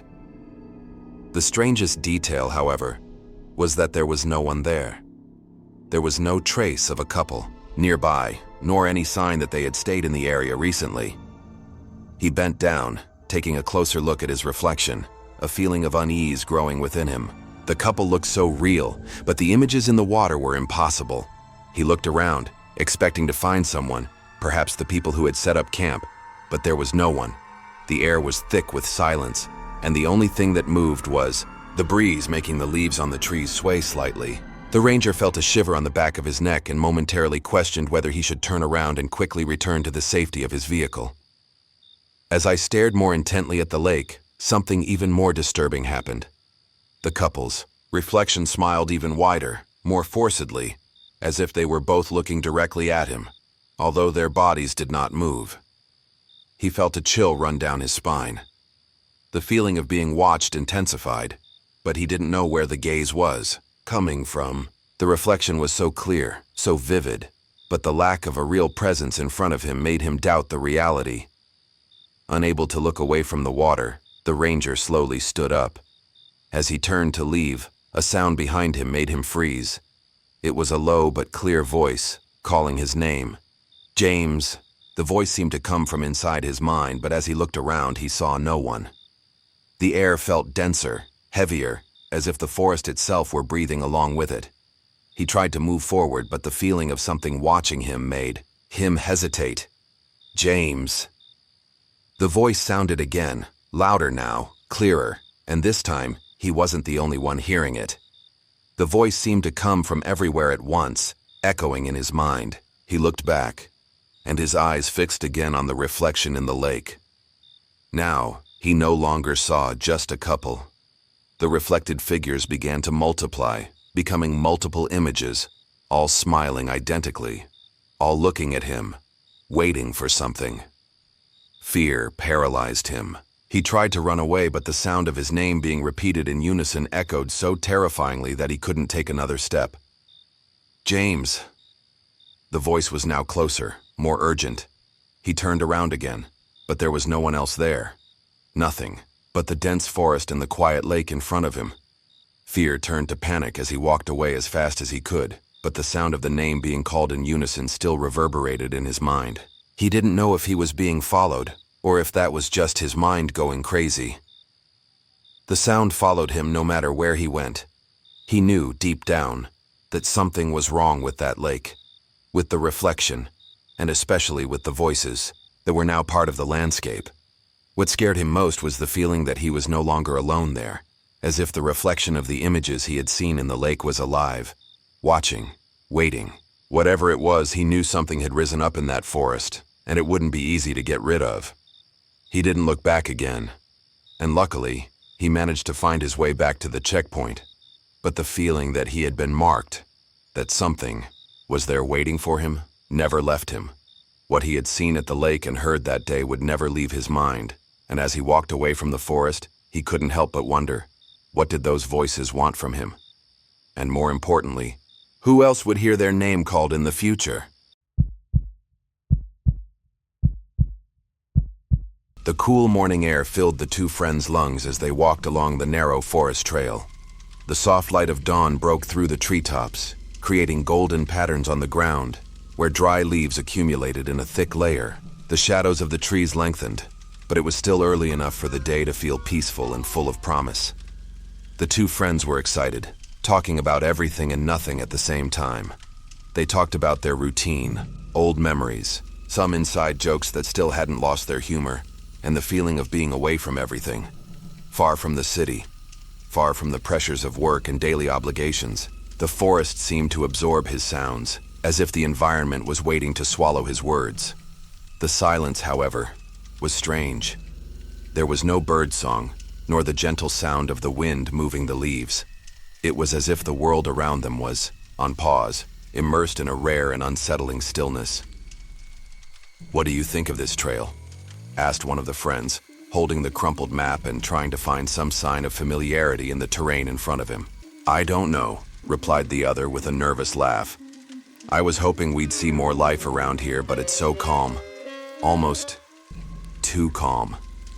They both paused for a moment, as if they felt the weight of the silence more deeply.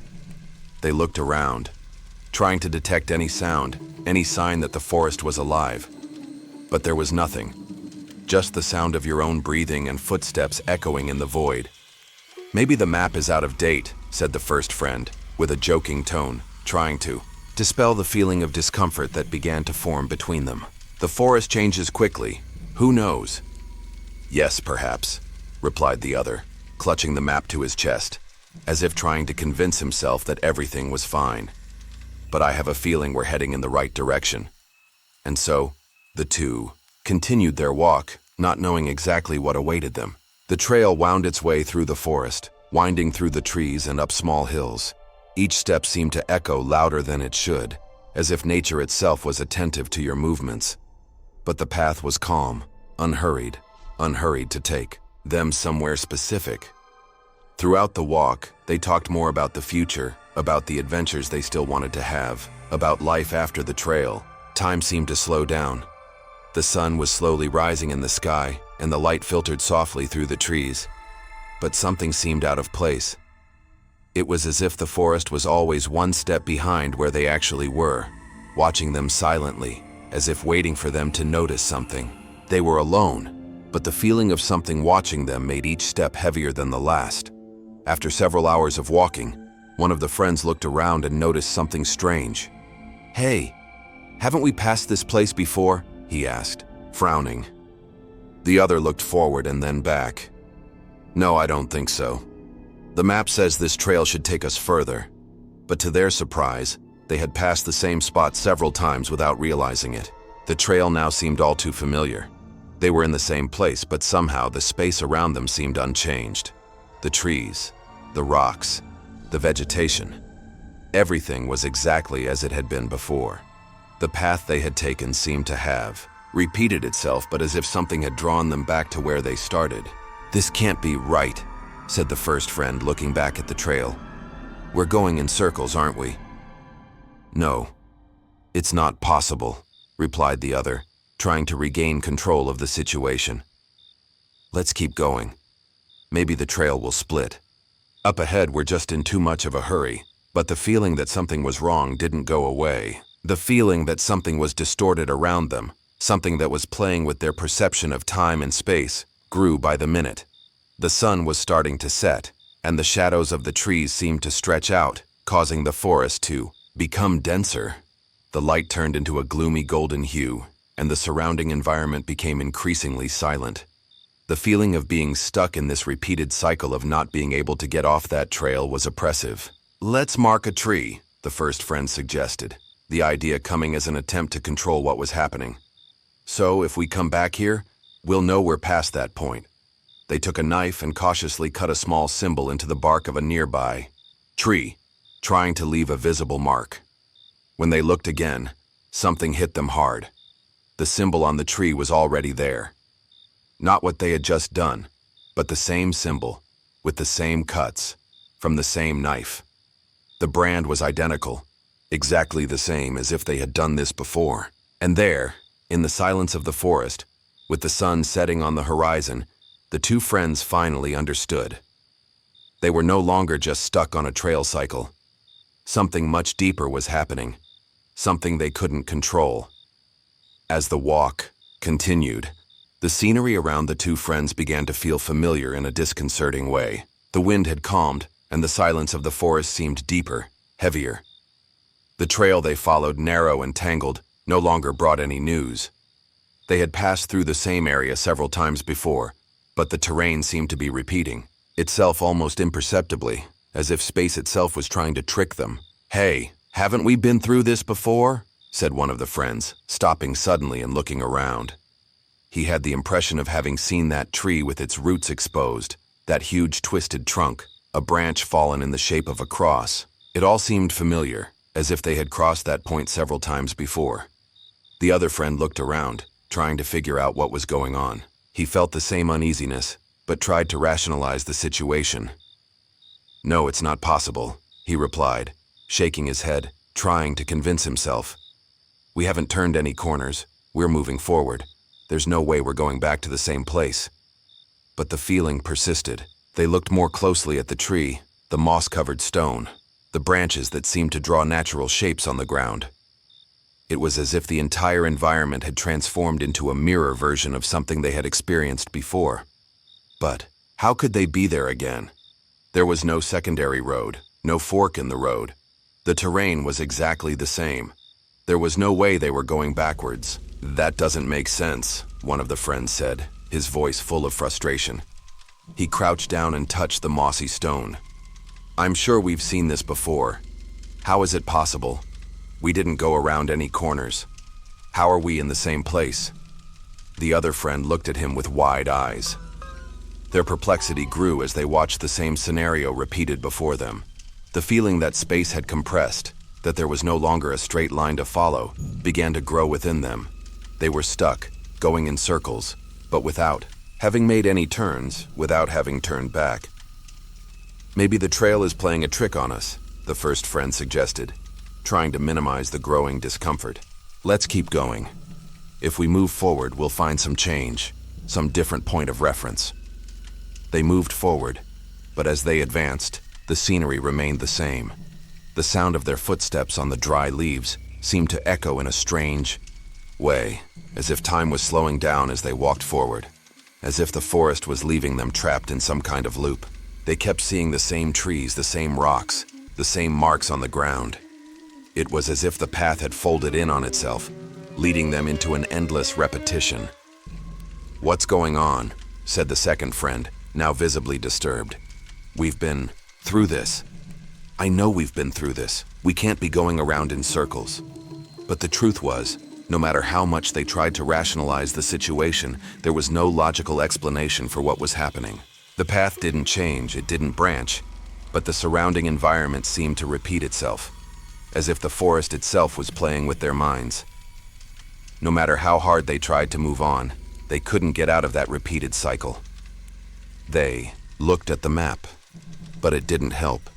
The ground seemed to move beneath their feet, taking them back to the same place, the same point, without them having made any detour. It was when the first friend suggested marking a tree that the confusion intensified. Let's cut out a little symbol, something we can recognize. That way we'll know we've been here before, he suggested, trying to find a way to avoid a repeat. They took a knife and scored the bark of a tree, cutting a small symbol into the wood. But when they stood back to look at what they had done, horror overtook them. The symbol on the tree was already there. The mark they just made was identical to the one they found on the tree at the beginning, as if they had already made it before. The second friend looked at the tree, and then at his friend, eyes wide, and said, This can't be real. They were trapped somewhere where time and space no longer made sense. What once seemed like an isolated trail now turned into a nightmare, an endless repetition that they could not escape. The surrounding scenery seemed to close in, as if the forest was swallowing them. They were in a place where the rules of reality had been corrupted, where what they saw and what they did no longer fit together. And as the sun began to set, the sky rapidly darkening around them, they realized something even more terrifying. They were no longer just going around in circles, but becoming part of the cycle, a part of the cycle that would never leave them again. Whatever it was, they were now stuck in an endless loop, the forest keeping them there, waiting for the next mistake. The discomfort in the air was palpable. The surrounding trees, which had previously seemed normal, now seemed to close in on the two friends, as if they were becoming denser, heavier. With each step, the feeling that they were trapped intensified, as if time was stretching, distorting, and the rules of space they knew no longer applied. I don't understand, said the first friend, stopping and looking around with an expression of confusion. Haven't we passed this way before? Isn't it the same tree with its roots exposed? The same moss-covered stone? The second friend looked at the map, but he knew it didn't make any sense. The map wasn't helping. The trail wasn't making sense anymore. They had made no turns, no forks. They were simply moving forward, but now they were back at the same point. What about the water? Bottle? Didn't we leave it here a while ago? The second friend pointed to the plastic bottle, which was exactly where they had left it before on the floor, as if the space had repeated itself. They crouched down and looked at the bottle. It was the same bottle, with the same watermark, but what scared them most was not the bottle itself, but the feeling that something was wrong, that bottle should already be somewhere else, or maybe not there at all. The air was getting heavier, as if the room was closing in around them, slowly swallowing them. "This can't be happening," the first friend said, his tone more desperate now. "What's going on with this damn trail?" They tried to think of an explanation, but the truth was that no explanation made sense. They hadn't made any turns, but they were back at the same point, with the same objects and marks they had left behind. The feeling of being stuck in the same cycle, in the same repetition, only increased as time went by. Each step seemed to lead to more confusion, more frustration with no way out. I can't think straight anymore," said the second friend, looking around, feeling his mind getting blurry. "How is it possible that we're in the same place? We haven't made any turns, nothing. The feeling of going in circles is unbearable." The first friend looked around once again, trying to find some sign that they were doing something wrong, some detail that could explain what was happening. But nothing was there to be found. The trees, the rocks, the vegetation, everything looked the same. But there was an unsettling presence in each of them. Something was watching them, something that didn't make sense, but it was there, as if the forest itself was testing them, pushing them back to the same place over and over again. "This is a nightmare," the first friend muttered, his breathing getting heavier. "This can't be real, something isn't right, we can't be trapped here." Fear took over them, but the frustration was even stronger.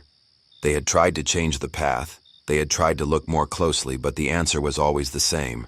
The same place, the same point, the same cycle. The sun was beginning to set, and the sky, previously clear, now seemed filled with dark, heavy clouds. The shadows of the trees grew longer, swallowing the two friends, and the air, which had once been cool, now felt suffocating, as if space was compressing. They needed to do something. They needed to find an explanation for what was happening. They tried to remember any detail they had missed, anything that was a clue, but their memory seemed fuzzy, messy. There was nothing that made sense. The same tree, the same stone, the same footprints. They were just repeating what they had already done. They could no longer trust what they saw or what they felt. "Let's mark a tree," suggested the first friend, no longer patient. "Let's cut a symbol, something visible so we know we've been here." The second friend hesitated for a moment, but then agreed, taking the knife from his backpack. They approached a nearby tree and carefully cut a small symbol into the tree's bark. A simple cut, something that was easy to recognize. When they were done, they looked at the mark on the tree and then walked away, trying to concentrate, trying to forget the feeling that they were trapped. They continued walking, but something made them stop. The silence became more oppressive, more unbearable, and the feeling that they were being watched grew with each step. They looked back and saw the mark on the tree. It was the same. The symbol they had just cut was there, perfectly identical. But the scariest thing was that the knife they had used to cut the tree was also there, on the ground, as if they had already done it before. They had marked the tree, but they didn't remember doing that. They couldn't believe they were repeating the same steps without being able to escape. Fear has now completely taken over. They were no longer just stuck in a space loop. They were stuck in a time loop. Whatever was happening, they had done it before, and maybe, just maybe, they would never get out. The feeling that they were trapped in an endless cycle intensified. Each step taken, each attempt to move forward, seemed only to lead them back to the same spot, the same tree, the same mossy rock. The sun did not move across the sky. His position was frozen, as fixed as the shadows that lengthened the forest. The air was still heavy with no noticeable change. There was no birdsong, no insects buzzing. Everything was in a deep, disconcerting silence, as if time itself had stopped. "That doesn't make sense," the first friend said, his voice shaking. "What's going on? We can't be in a loop, that's not possible." "We must have gone wrong somewhere," replied the second friend, trying to remain calm, although his gaze betrayed his growing anxiety. "Let's do something visible, something we can recognize. If we go back, we'll know we've been here before." The idea of marking a tree with a symbol came up, a desperate attempt to have some control over what seemed like a nightmare. They walked a little away from the trail and headed towards a sturdy, thick-barked tree. The first friend took the knife out of his backpack, a simple knife with a sharp blade, and began to cut a deep X in the trunk of the tree. The blade cut through the bark with ease, and the sound of metal tearing through wood seemed to echo even louder in the oppressive silence of the forest. "There," he said, standing back to observe the mark made. "Now we know we passed this way." But something made them stop. The second friend looked at the X, and for a moment his eyes widened, as if a horrible idea was beginning to form in his mind. "Look at this," he said, his voice cracking. The first friend approached the tree and stared at the mark. The X was exactly the same as the one they had just cut. There was no difference in the size, angle, or depth of the cut. But the scariest thing was that the brand was already there before. The bark of the tree appeared intact, except for the X line that was visibly marked. The same knife, which they had used moments before, was now in their hands. Exactly as before, without any changes. "That's not possible," said the second friend, his eyes fixed on the knife. "Have we done this? No, that can't be." The first friend was frozen, his stomach clenching at the idea that something was deeply wrong. He looked around frantically, trying to find some logical explanation. But the forest looked the same as always, without any changes. The sound was completely silent, the air thick, as if the world around them was watching them, waiting for them to finally understand. "No, it doesn't make sense. The knife wasn't here. We did it now." "It can't be a mistake," he said, almost in disbelief at what was happening. "We marked this tree and the knife was in my hand. How did it appear again?" Their minds were overloaded, each thought mixing with the next in a desperate attempt to understand what was happening. They had cut down that tree, but the symbol was already there. What was happening to the space around them? They were trapped in a repeating cycle, or worse, someone or something was manipulating them invisibly, forcing them to live an endless nightmare. The two friends exchanged frightened looks, their breathing becoming faster and heavier. What they had done now seemed like a pointless action, as if they were deceiving themselves, forcing a sense of control where there was none. They turned away from the tree and looked at the horizon, but what they saw made them stop abruptly. Nothing has changed. The forest was exactly the same as it had been before. The scenario was the same. The sun was where it was before, not moving. The wind no longer blew. There was no more sound of leaves around. The cycle was happening again, without them being able to escape. Time seemed to stand still. "We have to get out of here," said the first friend, his voice tense. "We have to leave now." But when they looked back, the objects they had left behind, like the backpacks and bottles, were exactly where they were before. They were still on the same trail, without having left the starting point. Each step seemed to pull them back to the beginning, and terror began to rise in their hearts. "This is a nightmare," the second friend whispered, his eyes fixed on the X on the tree. "We can't be repeating this. We can't be stuck." But once again, the feeling that time was distorting, that the reality around him had broken, intensified. The sound that was previously absent now seemed to come from all around, filling the void that surrounded them.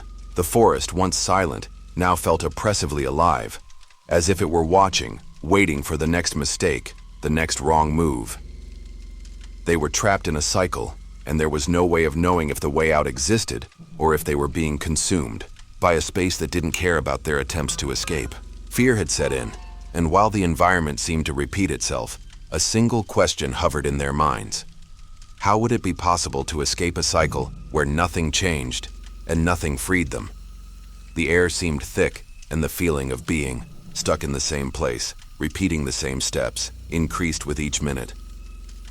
The forest around him seemed to never end, with the trees stretching without change, as if they were planted in an infinite repetition.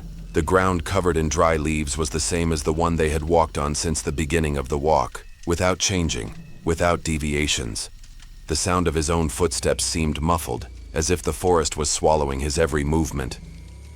"I can't take it anymore," said one of the friends, already exhausted, trying to find some explanation for what was happening. "How can that be possible? Every tree, every stone, and it's all the same." "I know, I'm starting to go crazy about this too," replied the other, his face marked by frustration. "We've been walking for hours, and nothing changes. Just silence. What's happening to us?" It was then that one of the friends had the idea of climbing a high rock to try to get a wider view of the forest. "Maybe from up there we can see some reference point, something that tells us where we are," he suggested, with a tone that tried to be hopeful, but sounded more like a cry of despair. The other, still suspicious, agreed to follow. The rock was not easily accessible, but after some effort, he reached the top.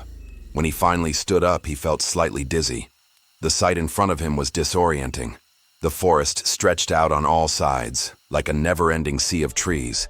This place looked like an exact replica of everything they had seen below, an endless repetition with each tree looking like a clone of the other. The canopies intertwined, creating a thick cover, and the ground seemed to dissolve into the horizon, without any variation.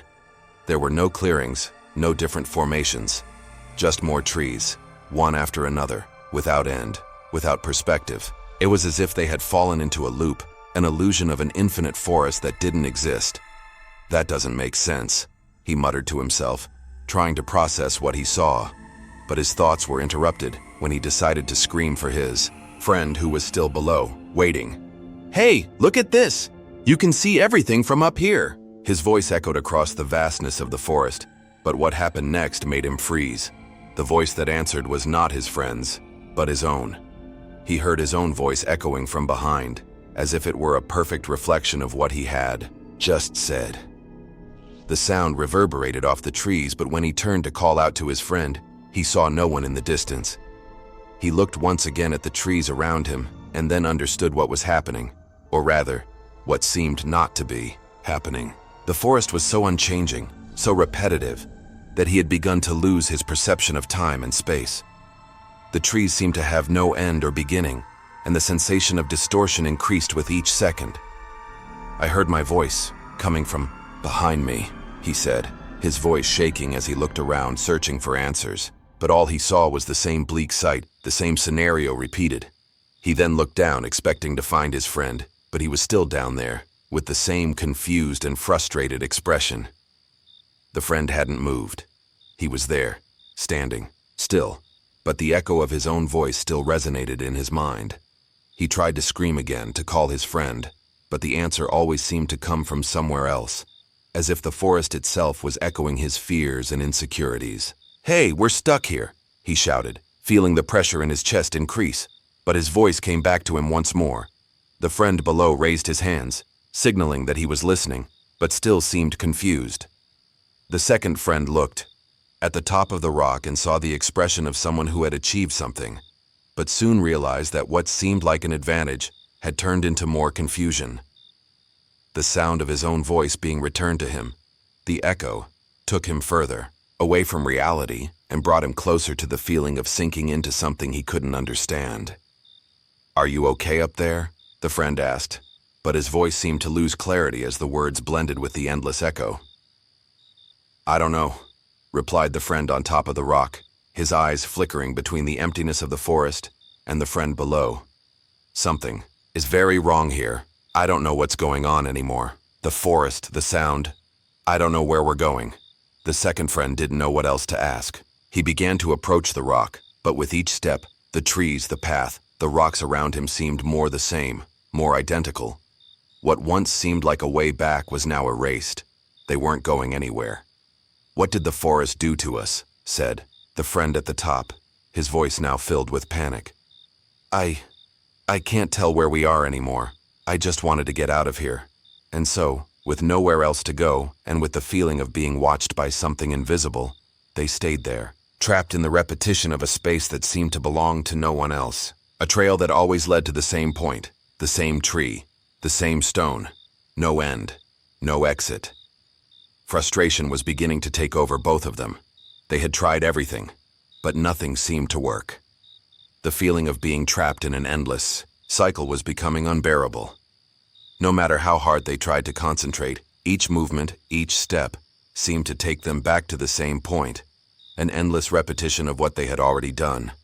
The same soil, the same trees, the same stones. It was as if they were being pulled back to this place with each attempt to escape. "This can't be happening," said one of the friends, his voice shaking. He looked around, seeing the same trees again, the same mossy rocks. "I've been there. With every step we come back to the same place." The other friend, trying to remain calm, suggested, "Let's try to leave some marks. If we do that, we can be sure we've already been here. That will help." They grabbed their backpacks and began marking the trail with objects they had on hand. They used t-shirts, stacked stones, and even removed dirt trails to indicate where they had passed. A desperate attempt to leave a trail, something that would help them differentiate what they had already traveled. But when they returned to what they believed to be their starting point, they were stunned. The marks they had made were there, exactly in the same place.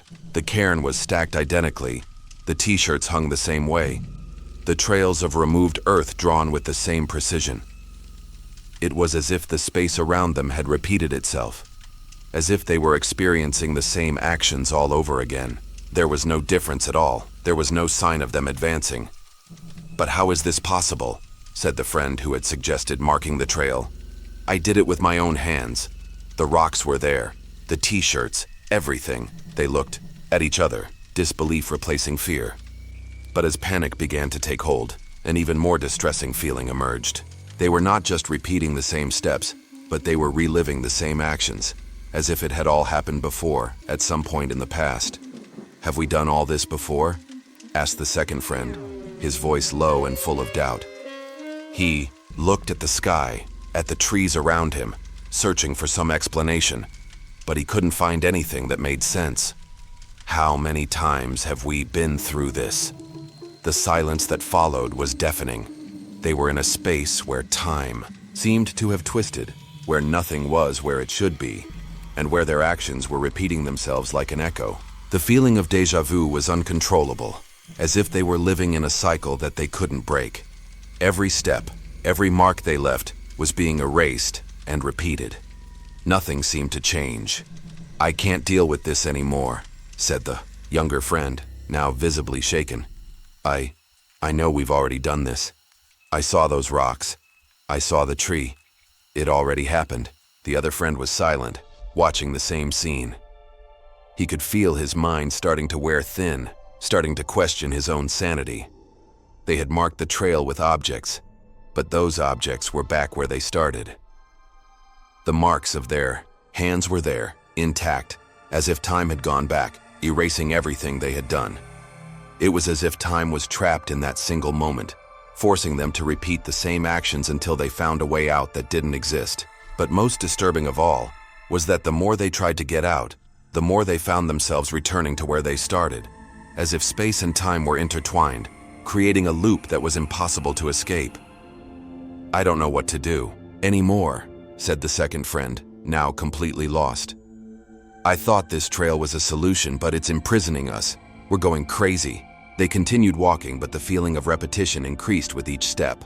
The same obstacles, the same rocks, the same trees. The cycle seemed to have no end. The fear intensified, but also a feeling of helplessness. What could break this cycle? How to escape something that didn't seem to have a logical explanation? The sun, which had previously seemed to move slowly across the sky, now seemed frozen, stuck in its position. The wind, which had begun to blow lightly, stopped abruptly. The surrounding nature seemed to have fallen silent, as if watching, waiting for the two friends' next action, as if waiting for them to repeat something, again and again, until they finally accepted that they were trapped there forever. They could no longer trust what they saw or what they felt. The space around them was distorting, and they were becoming part of that distortion. But the doubt, the feeling that they had already lived it all before, was becoming an unbearable weight. "Maybe we shouldn't have started this trail," said the first friend, his voice breaking. "Maybe this is a lesson in how time and space can play with our minds." But it was too late. They were trapped, and there was no longer any way to escape. The sky began to turn orange and red as the sun sank below the horizon. But instead of relieving the tension, the fact that the day was coming to an end only increased the two friends' fear. The light was going out faster than normal, as if the time cycle itself was speeding up. The sky, which had previously seemed fixed, now seemed to be moving at a frantic pace without any control. Time seemed to slip through his fingers, and nothing was in place anymore. What was once a beautiful mountain scenery now seemed like a distorted and threatening landscape. "That's not possible," said one of the friends, his voice tense and full of dread. "The sun is setting very quickly. It's speeding up, like time is running away from us." The other friend looked up at the sky, his face turning pale as he watched the sun disappear unnaturally. It wasn't just the light that was fading faster, but the feeling of normality itself. The forest around them, which had once seemed endless and full of promise, was now closer, more suffocating, or the shadows of the trees lengthened unnaturally, as if something was watching them. Watching them. It was then that one of them, looking at the surrounding trees, saw something that made him freeze. Among the trees, at the limit of visibility, were silhouettes, figures standing still, motionless. They were identical to them, but they didn't move, they didn't breathe, they didn't make any sound. The silhouettes were just there, watching them from afar as if they were waiting. "Do you see this?" asked his friend, his voice choked with fear. "Yes," replied the other, eyes wide. "But they're not moving. What's going on?" They blinked, and the moment their eyes opened again, the silhouettes disappeared, as if they had never been there. Fear began to eat away at both of them, and doubt took over their hearts. What were those figures? And why were they there? They weren't alone, but they weren't seeing everything either. There was something more, something they couldn't explain. The tension was interrupted when the second friend bent down to pick up his backpack, but when he got up, he saw something even more disturbing. There was a second backpack next to his, identical in every way. The same color, the same shape, the same brand. Everything was there, as if he had left his backpack somewhere else and someone had placed it there. He opened his backpack, and everything was exactly as it was before. The water bottle half full, and the broken watch he had thrown in a few hours earlier, as if it had been placed back exactly where it belonged. "This can't be. This doesn't make sense," he said, his voice shaking with disbelief. "Why is this backpack here? I didn't put it here." The first friend, who was now even more shaken, looked at the backpack, then at the other friend, and then at the surrounding forest. Fear was growing in his chest, and the feeling of being trapped in some kind of illusion only increased. The sunlight was now fading quickly, as if it was trying to get away from them as well. Everything seemed to disintegrate in front of him. "We have to get out of here," said the first friend, starting to walk but soon stopping. "Where's the way out?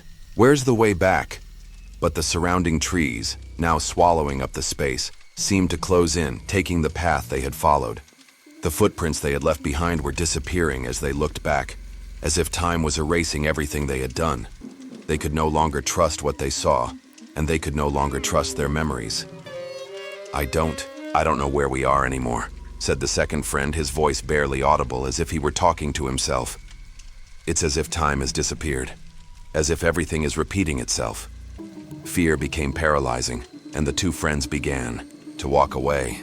But each movement only took them deeper into the forest. The sound of leaves beneath their feet, which had once been comforting, now felt like a constant reminder that they were in a place where time no longer worked as it should. It was as if they were in a space outside of reality, where the rules had been distorted and they were trapped in an endless cycle of repetitions. The forest wouldn't let them out. The sun was gone, but their fear remained. And then, in the silence, a single question hung in the air. How many times had they taken this step? How many times were they condemned to repeat the same journey without ever being able to escape? The tension had become unbearable. What was once a simple trail, an exploration into the heart of the forest, had now turned into a repetitive and oppressive nightmare. The sky was quickly darkening, and the forest seemed to surround them, as if it were aware of their presence. watching them as they desperately tried to find a way out. Each step taken took them deeper into an endless cycle. They tried to go in all directions, but no matter how hard they ran, all paths led them to the same place. That doesn't make sense," said one of the friends, his voice hoarse with terror. "We've been here before. We've been here several times." The other friend, speechless, looked around with an expression of growing horror. It was impossible to deny what they were seeing. The tree where they had marked the X was there, exactly as before. But now, around her, there were dozens of other marks, all the same, perfectly identical to the ones they had made. As if thousands of versions of themselves had walked the same trail over and over, leaving the same symbol on the same tree. The X seemed to have no end. Each mark was at the same depth, in the same position, as if time had been erased and they were stuck in an endless sequence of actions, repeating the same movements without being able to move forward. "This can't be real," the first friend whispered, his breathing labored. We've done this before. How is this possible?" He fell to his knees in front of the tree, the knife still in his hands. The blade was cold and gleamed in the light of the moon that was beginning to rise in the sky. The knife, which once seemed like a simple tool to mark the trail, now seemed like a symbol of what they were living through. An endless cycle. They were trapped, and there was no longer a logical explanation for what was happening. They had tried to leave. They had tried to mark the path, but all they could do was return to the same spot. "Maybe we never started," he said, his voice shaking. He looked at the knife and then at the marks on the tree, feeling a feeling of helplessness take over his body. "Maybe we never left here." The other friend, still standing, stared at the marks, his face pale and eyes wide. The idea that everything they were experiencing could be a repeat of something they had no control over became almost unbearable. The forest around them felt alive, as if it were breathing with them.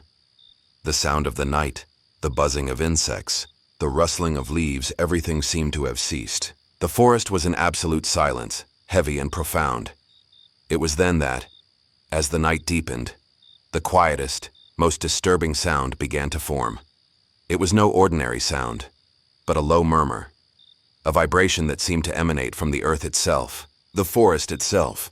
It was like a collective sigh, as if the entire forest was breathing, reacting to their presence. "Did you hear that?" The friend who was still standing asked, his voice barely audible. The other, still on his knees, looked around, trying to locate the source of the sound, but there was nothing. Silence reigned again, but the feeling of oppression only increased. The sound of something bigger, older, seemed to get closer, as if the forest was waiting for something. They were being watched, or perhaps they were already being part of something they couldn't understand. "This isn't going to end," said the first friend, more to himself than to the other. "We're stuck here. Nothing's going to change. It doesn't matter what we do." As he spoke, the marks around the tree seemed to begin to multiply. Every step, every movement, every action they had taken seemed to have left a mark, an invisible but now visible trace. The cycle was feeding on his attempts to escape, as if each effort was a new addition to the never-ending maze. They were there, alone, with the cycle happening again and again and again. The idea that they had never left that point, that they had never advanced or changed, was engraved in their minds. There was no longer any way out. Whatever that forest was, whatever was behind all of this, it was no longer allowing them to return to normal. The echo of the collective sigh continued, stronger, deeper, as the silence of the forest swallowed them. And so, with nothing else to do, the two friends stayed there without hope, without strength, trapped in an endless cycle of repetitions, as if space and time themselves were imprisoning them in a place from which they could never leave. The forest now was the only witness to their struggle and the approaching end. Days later, a search party was sent to locate the two friends who had disappeared in the mountains. The terrain, dense and covered with thick vegetation, made the search difficult, but the hope of finding them was still strong. The silence of the forest was almost absolute, except for the sound of the rescuers' careful footsteps and the rustle of leaves beneath their feet. They followed the trail their friends had taken, hoping to find them alive, although time was against them. After several hours of searching, one of the members of the rescue group, a middle-aged man who was already used to facing difficult terrain, spotted something curious among the bushes. He approached, signaling the others to be silent. In the middle of the dense vegetation, he saw a tree, seemingly ordinary, but with something strange. A deep X-shaped mark carved into the bark. The mark looked old, as if it had been made a long time ago. The rescuer crouched down to take a closer look, and that's when he noticed something even more disturbing. On the ground next to the tree was a knife. It was no ordinary knife, but a robust-looking tool, with the handle engraved with the rescuer's name, as if he had owned it himself. He looked at the corporal with wide eyes, the feeling of discomfort taking over his body. He knew he had never seen that knife before, never used it. The engraved name was his own, but he swore with all his strength that he had never been there before, in that forest, at that moment. Something was wrong, but what? The man took the knife with shaking hands and looked at it more closely. The chill in his spine increased, and a feeling of déjà vu invaded him. He felt like he was trapped in a moment he couldn't escape, like he was reliving something that had happened before. He was confused, but before he could say anything, a growing sense of unease washed over everyone around him. The sound of the grass moving, the rustling of the leaves seemed stronger now, closer. It was as if someone was approaching, someone who shouldn't be there. They stopped, eyes attentive, listening to the sound that came from deep in the forest. "Do you hear that?" asked one of the other members of the group, his voice low and full of concern. The rescuer who had found the knife was unable to respond immediately. His eyes were fixed on the direction of the sound, which was slowly approaching. There was no wind, no reason for the movement in the leaves, but the sound intensified, as if someone was going through the woods, moving cautiously but with a clear purpose, a goal. They were being watched. "Who's there?" shouted one of the rescuers, his voice echoing through the silent forest. But the answer didn't come. The sound just stopped. The feeling of presence was the only thing that remained, and something seemed to shift in the air, an indescribable tension, as if the environment itself was closing in around them. The rescuer who had found the knife looked at the others, his eyes now wider, as if he had seen something he couldn't explain. We're leaving now," he said, trying to hide the panic in his voice. But no one seemed willing to continue. The sound of the woods in the background began to move again, but now it seemed more distant. Or would it be closer? It was difficult to say. With the knife still in his hands, the rescuer looked at the mark on the tree. It was as if he had just discovered something that should have remained hidden, as if that mark were a key, a message that he didn't fully understand, but that connected him to the mystery they were trying to solve. Something had happened there, something deep and disturbing. But what? Without another word, the rescue group decided it was time to return. But as they walked away, the sound of the bush continued to echo, as if someone was following them. Or maybe they were just imagining it, still shaken by what they had found. There was no explanation. But one thing was certain. The silence of the forest seemed heavier now, more threatening.